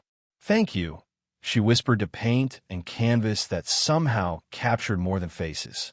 Thank you for trusting me, for waiting, for knowing I would understand when the time came. Sofia stood beside her, now 28 and poised to take over the foundation eventually. We'll keep the promise, Mom. All of us. For as long as the pearls last. And when the pearls are gone, the beds will still be there. Still producing. Still proving that Ana Luz's way works. That's the real inheritance. The pearls are just proof. The ceremony concluded with the portrait's donation to the Smithsonian, where it would hang in the Ocean Hall alongside exhibits about marine conservation and sustainable resource management. Millions of visitors would see it annually, would read the placard explaining Ana Luz's story, would learn that a Cuban immigrant woman had proven sustainability worked 9 decades before the concept became mainstream. That night, Elena returned to the apartment alone. Sofia had her own place near the university. Ricardo was in Washington for environmental policy meetings. Camila was in Homestead representing clients fighting industrial development. The quiet was profound, not lonely but peaceful. The kind of silence that came from knowing you'd done what you'd been put on earth to do. Elena made tea and sat at the kitchen table where so many decisions had been made over the years. The surface was scarred from use, marked by countless meals and homework sessions and foundation planning meetings. She'd offered to replace it multiple times, but Sofia had protested. This table remembers everything, the hard years and the better ones. It's part of our story. When I have my own place, I want a table like this, one that accumulates meaning instead of just looking pretty. Elena's phone buzzed with a reminder. Tomorrow she was speaking at Sofia's University, invited to address graduate students about career paths in marine conservation. The invitation had come from Sofia's advisor, who'd written, "Your daughter speaks about you constantly, about how you chose meaning over money, integrity over expedience, long-term sustainability over short-term profit. These students need to hear that story directly from you." She would tell them about sleeping in her car, about the year of homelessness that had taught patience involuntarily, about the choice to protect rather than liquidate, even when liquidation would have been easier and more immediately profitable. Would explain that conservation wasn't sacrifice but investment, that sustainability wasn't limiting but liberating, that the most valuable inheritance was understanding these truths deeply enough to live by them regardless of cost. The students would ask about the pearl's value. They always did. And Elena would explain that monetary value was the least interesting aspect of Ana Luz's legacy, that the real treasure was the proof that sustainable harvesting worked, that protection created abundance over time, that waiting rewarded those patient enough to see it through. Some students would understand immediately. Others would need years to learn what Elena had learned, that worth transcended bank balances, that character was built through choosing right over easy, that keeping promises to dead women you'd never met could matter more than any amount of money could ever matter. Elena pulled out her laptop and reviewed the presentation one final time. She had photographs of the chamber, the pearls, the restored oyster beds organized in a narrative arc that showed transformation rather than just documenting facts. Charts showing population growth across Caribbean restoration sites. Financial projections demonstrating that conservation generated sustainable revenue streams when managed properly over decades rather than exploited for immediate profit. But the heart of the presentation was simpler and more powerful. Photographs of Elena and Sofia during the homeless year, living in a Honda, washing up in gym bathrooms, sleeping in parking lots under winter coats that barely kept them warm. Then photographs from now, the modest apartment that had become home, Sofia's graduation with highest honors, foundation ceremonies where fishing communities celebrated restoration of resources their grandparents had lost, the portrait showing 3 generations of women who'd chosen protection over profit, patience over urgency, promises over expedience. The contrast told a story better than any words could. From nothing to everything, not through luck or rescue, but through stubborn refusal to surrender when surrender looked like the only logical choice. Through choosing to believe that Ana Luz and Isabel hadn't been wrong about what mattered, about who deserved to carry forward their legacy, about the possibility of building something that would outlast any individual lifetime. Elena closed the laptop and walked to the window overlooking the street. Modest neighborhood, working families, people who knew struggle intimately. Cars parked in driveways showed their age. 10-year-old Hondas, 15-year-old Toyotas, vehicles maintained carefully because replacing them wasn't an option. Lights in windows revealed families eating dinner together, children doing homework at kitchen tables, the ordinary rituals of people building lives from whatever resources they had. She could have moved somewhere wealthier years ago, could have bought a house in Coral Gables or Coconut Grove, neighborhoods where her foundation's profile would have granted automatic social acceptance. But staying here kept her grounded, kept her connected to the reality most people lived rather than the fantasy wealth could construct. The phone rang at 10 p.m.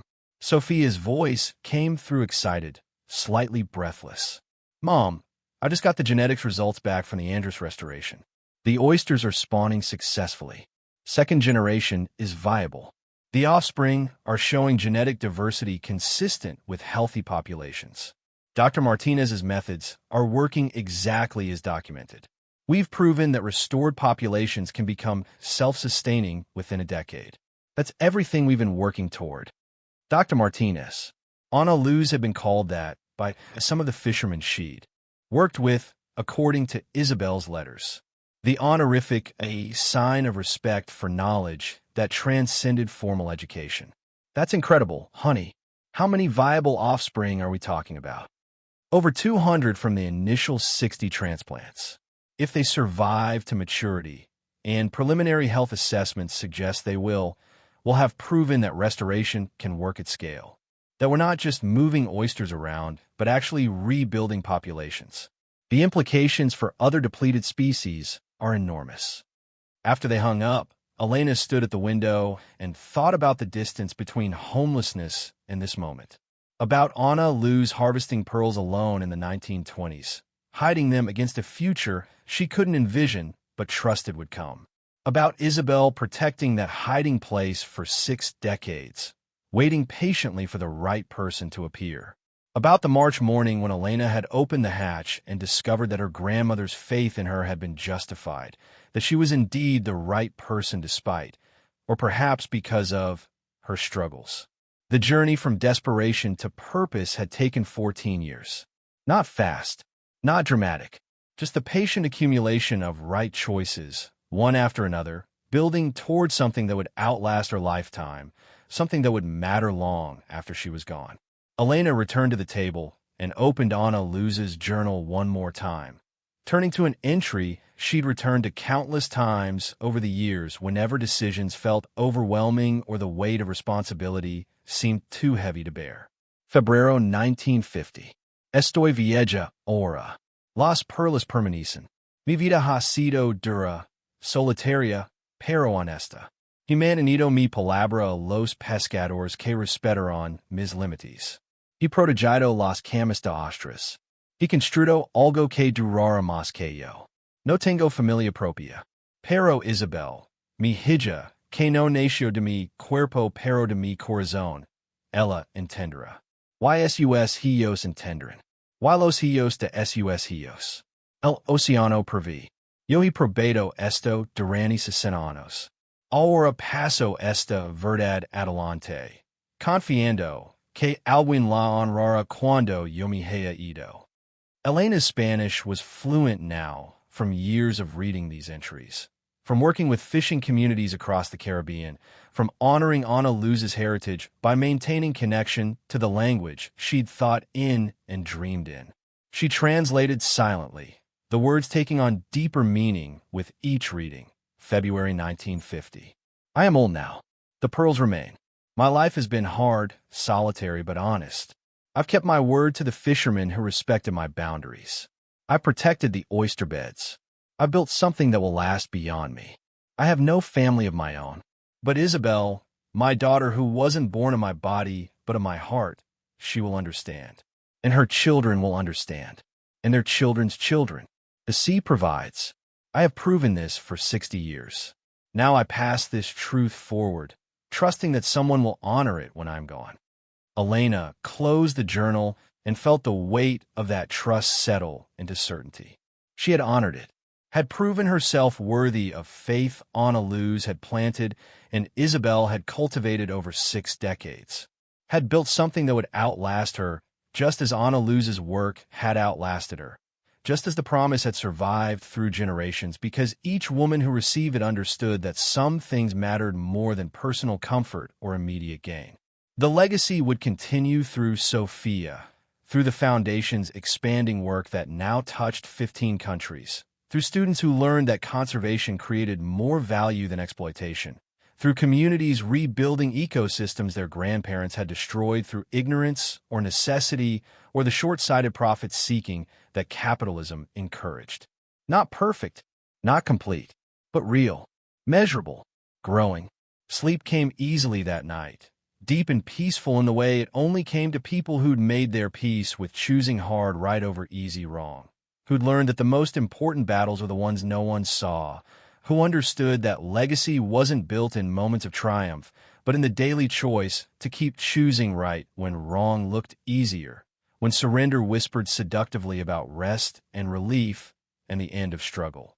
When Elena woke Thursday morning, sun was streaming through windows that were hers, into a room that was hers, in a life she'd built for mockery and $1.43 acres everyone else had dismissed as worthless, but that had contained everything that mattered. Not because of the pearls, but because of the promises they represented, the covenant they embodied, the proof they offered that patience and protection could triumph over urgency and exploitation. Her phone showed the day's schedule. Teaching at 8 a.m., Introduction to Marine Biology for sophomores who mostly cared more about their phones than ecosystem dynamics, but who occasionally surprised her with genuine curiosity. Foundation Board Meeting at noon. Quarterly Review of Restoration Projects and Financial Sustainability. Presentation to Sofia's graduate students at 3 p.m. The next generation of marine scientists who would carry forward work Elena had begun. Dinner with Ricardo and his family at 6 p.m. The monthly ritual that had become their way of staying connected, of continuing the slow work of rebuilding what had been broken. Ordinary moments, extraordinary purpose, the combination that constituted a life well lived. At Henderson High, Elena's students filed in at 7:50 a.m. with the chaotic energy of teenagers who hadn't yet had enough coffee. 23 sophomores ranging from genuinely interested in marine science to using the class as an easy science credit to satisfy graduation requirements. Elena launched into her lesson about coral reef ecosystems, showing photographs from restoration sites in Jamaica where the foundation had helped local communities rebuild reefs damaged by decades of overfishing and climate change. The images showed the stark before and after transformation, bleached coral skeletons giving way to vibrant ecosystems teeming with fish and invertebrates. One student raised her hand halfway through the presentation. Jessica Chun, quiet usually but sharp when she engaged. Mrs. Martinez, everyone knows you're rich from those pearls. Like, seriously rich. Why are you still teaching? The question landed in the silence that followed.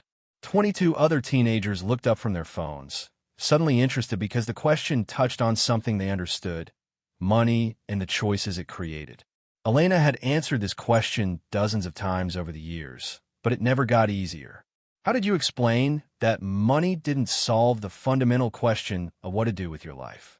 That purpose mattered more than comfort?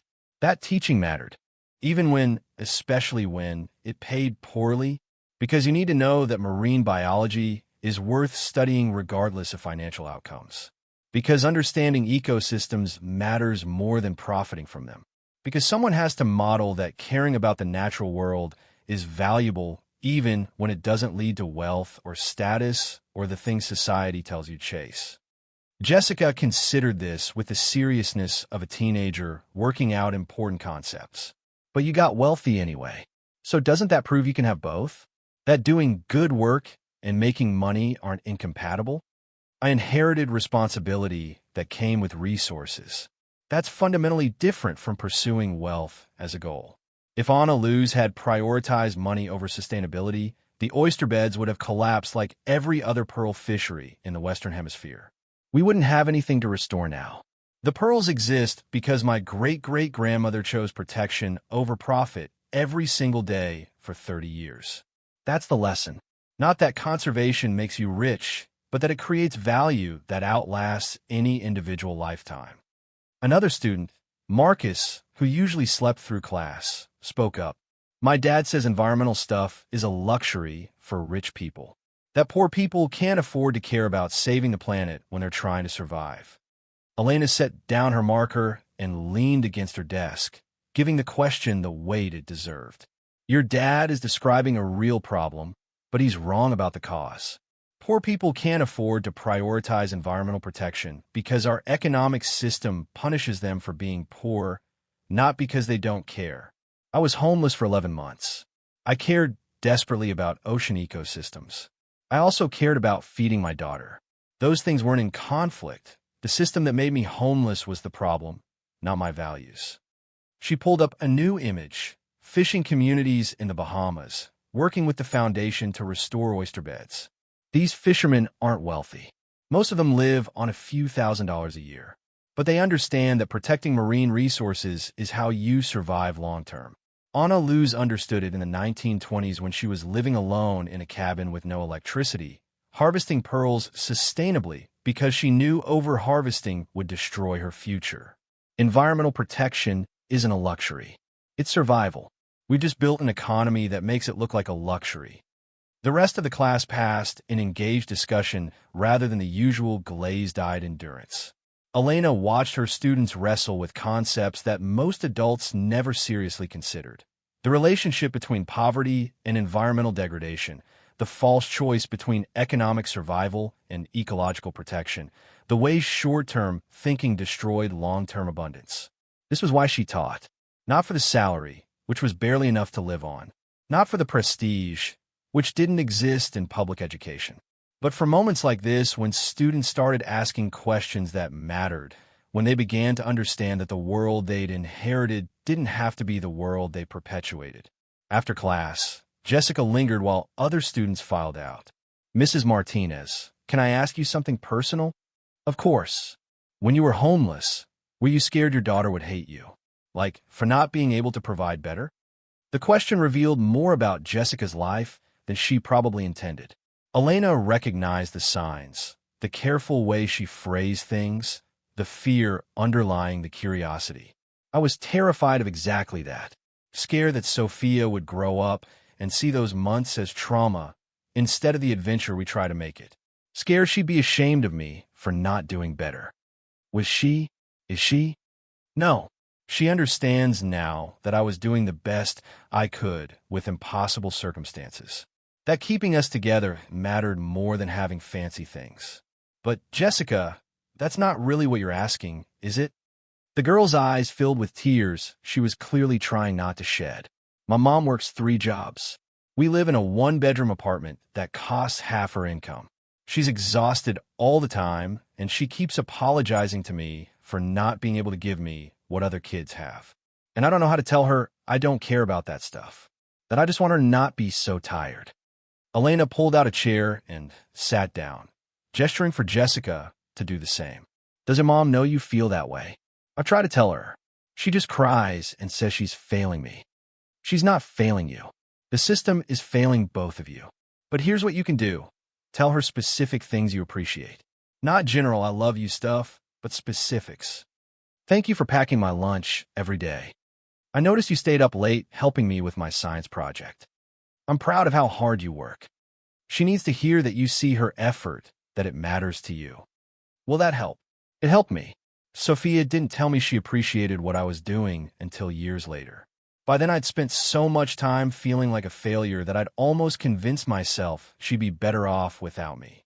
Don't let your mom spend years thinking she's failing when she's actually succeeding at the hardest job there is. Jessica nodded, wiping her eyes. Can I ask one more thing? Anything. If you could go back and change it, if you could skip the homeless part and go straight to having the pearls, would you? Elena considered the question seriously. No, because those 11 months taught me things I needed to know. Taught me that I was stronger than I thought. That poverty doesn't define worth. That the right choice is usually the one that scares you most. I wouldn't have understood Anna Luz's legacy without first understanding what it meant to have nothing and still refuse to surrender your principles. So suffering makes you better? No, that's not what I'm saying. Suffering is suffering. It's not noble or character building or any of the things privileged people claim when they're trying to justify inequality. But surviving suffering can teach you things about yourself. The key is not letting it destroy you, not letting it convince you that you deserve it. Jessica left looking thoughtful. Elena gathered her materials for the foundation board meeting and thought about all the students over the years who'd asked versions of the same question. Why keep teaching when you don't have to? Because teaching was how she stayed connected to reality. How she remembered what it felt like to be young and scared and convinced the world was too broken to fix. How she identified students like Jessica who needed someone to see their struggle and validate it rather than ignoring it or treating it as personal failure.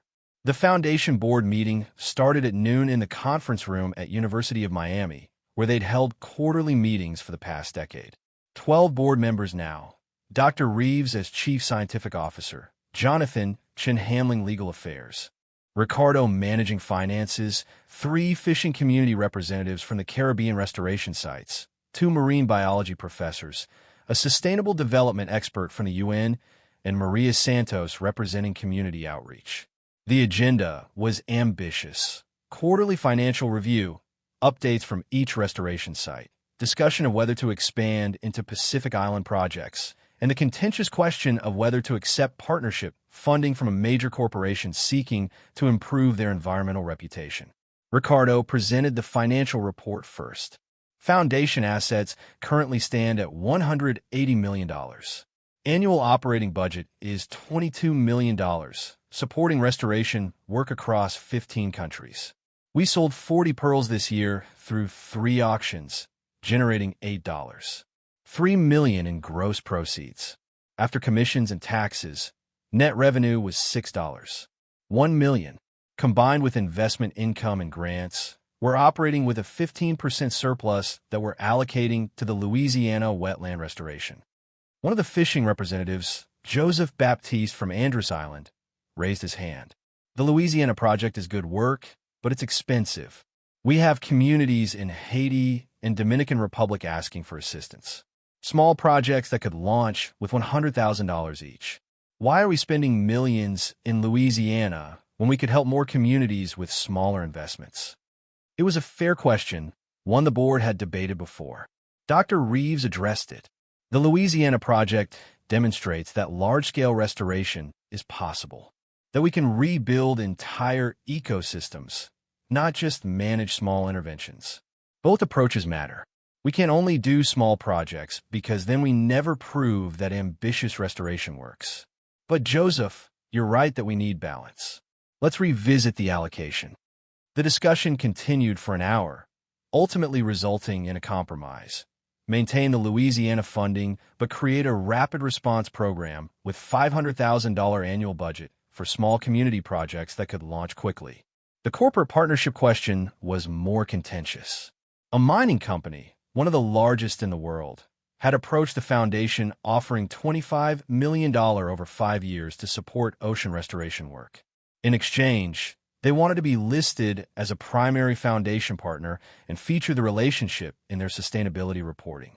It's a lot of money, Ricardo said carefully, but we need to consider the source. This company has a documented history of environmental destruction. They've been fined repeatedly for water pollution, habitat destruction, illegal mining in protected areas. Taking their money legitimizes their operations. Maria Santos was more direct. They're trying to buy credibility, to greenwash their image while continuing to destroy ecosystems. We take this money, we become part of their PR strategy. Communities I work with would see this as betrayal. But the UN representative, Dr. Sarah Chun, argued the opposite. $25 million could double our restoration capacity, could help communities we're currently turning away because we lack resources.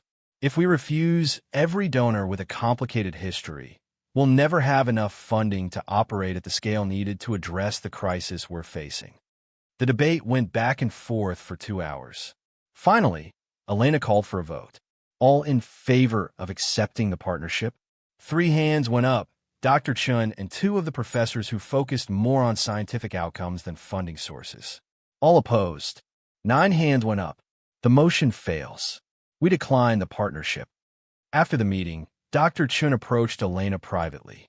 You just turned down $25 million because of principles. Do you understand how many projects we could have funded with that money? I understand completely.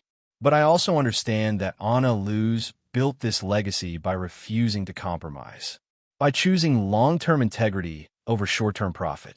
We do the same, or we become just another organization that talks about values while accepting money from anyone willing to pay. That's idealistic, yes, and idealism is the only thing that's going to save us. Pragmatism got us into this mess.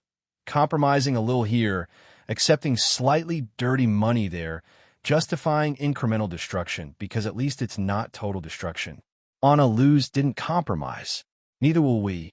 The presentation to Sofia's graduate students happened in a lecture hall packed beyond capacity.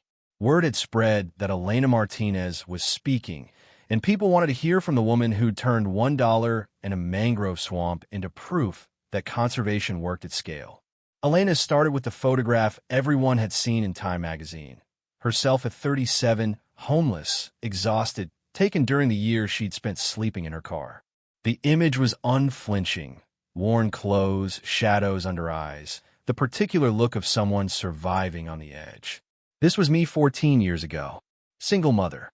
Homeless. $47 in my bank account. Teaching substitute because schools couldn't afford to hire me full-time. My siblings had just inherited millions from our grandmother. I inherited $1 and 43 acres of mangrove swamp they called worthless. She clicked to the next slide. The chamber, the pearls, Ana Luz's journals. What they didn't know, what I didn't know, was that worthless land contained proof that sustainable harvesting creates more value than exploitation. That my great-great-grandmother had spent 30 years demonstrating what Western science is only now accepting. That working with natural systems instead of against them produces abundance that lasts generations. The students were silent, processing the contrast between the broken woman in the first photo and the confident scientist presenting to them now. The easy choice was to sell everything immediately. Take the money and escape poverty. My siblings offer me $50,000 to sign over the property. I was homeless. $50,000 would have changed my life. Elena paused, letting the weight of that choice settle over the room. But it would have meant surrendering Ana Luz's legacy. Watching the oyster beds get destroyed through overharvesting. Proving that conservation was less important than immediate profit. So I said no. A student in the front row, young man with dreadlocks and a Save the Oceans t-shirt, spoke up. You risked everything on a principle? When you had a daughter depending on you. I risked everything on a promise. Ana Luz had documented sustainable practices that worked. My grandmother had protected that documentation for 60 years. Both of them trusted someone in the family would honor what they'd built. I chose to be worthy of that trust. She showed them the next slides. The foundation's work, the restored beds, the communities transformed by sustainable pearl harvesting, the research proving that traditional ecological knowledge worked better than modern exploitation. 14 years later, we've restored oyster populations across 15 sites, created 500 jobs, published 140 papers, protected 40,000 acres of coastal ecosystem, generated $180 million in conservation funding. None of that would have been possible if I'd taken the easy money. The questions afterward were predictable but earnest. How did you know it would work? What if there hadn't been any pearls? How do you manage that much wealth without compromising your values? How do you balance conservation with communities' economic needs? Elena answered each honestly, without the polished talking points that politicians and corporate leaders used. I didn't know it would work. I was terrified constantly. I gambled everything on my grandmother's letter and Ana Luz's journals in a desperate hope that women who'd survived harder circumstances than mine weren't wrong about what mattered. Sometimes the right choice isn't the smart choice. Sometimes you just have to trust that doing what's right will lead somewhere worth going, even if you can't see the destination. One student who'd been silent throughout approached afterward. Young woman, maybe 22, with the determined expression of someone who'd rehearsed what they were going to say. Mrs. Martinez, I'm homeless right now, living in my car, trying to finish my degree. Everyone says I should drop out, get a real job, be practical. But I love this work. I want to be a marine biologist, even if it pays nothing, even if it means struggling for years. Elena saw herself in this girl's face. The determination mixed with exhaustion. The fear that circumstances would force choices that betrayed everything she valued. What's your name? Jessica. Jessica Nguyen. Jessica, being homeless doesn't mean you're failing. It means the system is failing you. But if you can survive this, if you can complete your degree while living in your car, you'll have strength that privileged students can't develop.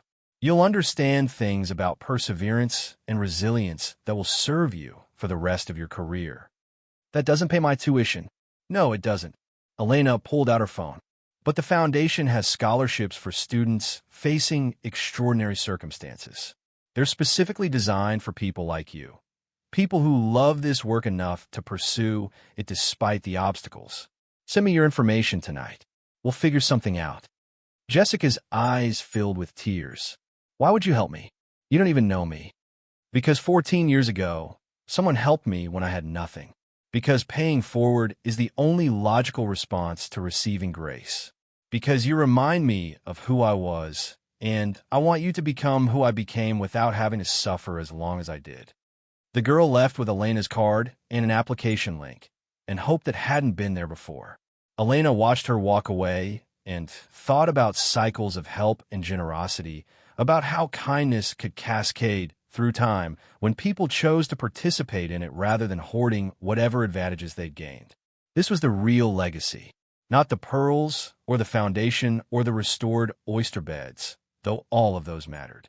But the choice to lift others up when you've been lifted up yourself, to remember where you came from even after you'd arrived somewhere better, to use whatever privilege you'd gained to make the climb easier for those who came after. Anna Luz had done it, working with fishermen who respected her boundaries, teaching sustainable practices to anyone willing to learn. Isabel had done it, protecting the pearls for someone who would need them rather than spending them on herself. Elena was doing it, teaching teenagers and mentoring graduate students and building a foundation that would outlast her. And Sofia would do it, carrying forward not just the conservation work, but the understanding that legacy wasn't measured in wealth accumulated, but in lives transformed, in ecosystems protected, in promises kept across generations. The sea provides for those who wait. But waiting was active, not passive. It meant working patiently toward goals that transcended your lifetime. It meant choosing right over easy day after day, year after year, until the right choices accumulated into something that looked like destiny, but was really just the compound interest of integrity. Elena gathered her materials and walked out of the lecture hall into late afternoon sun that painted the campus gold. Tomorrow she would return to teaching, to foundation work, to the ordinary rhythms that constituted a life well lived.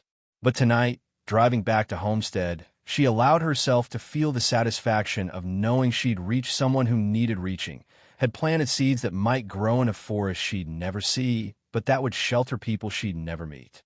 That was enough. That had always been enough. Thank you so much for watching until the end. If you love this story, check out the other videos on your screen now. I think you'll really enjoy them. And don't forget to subscribe if you haven't already. See you in the next story.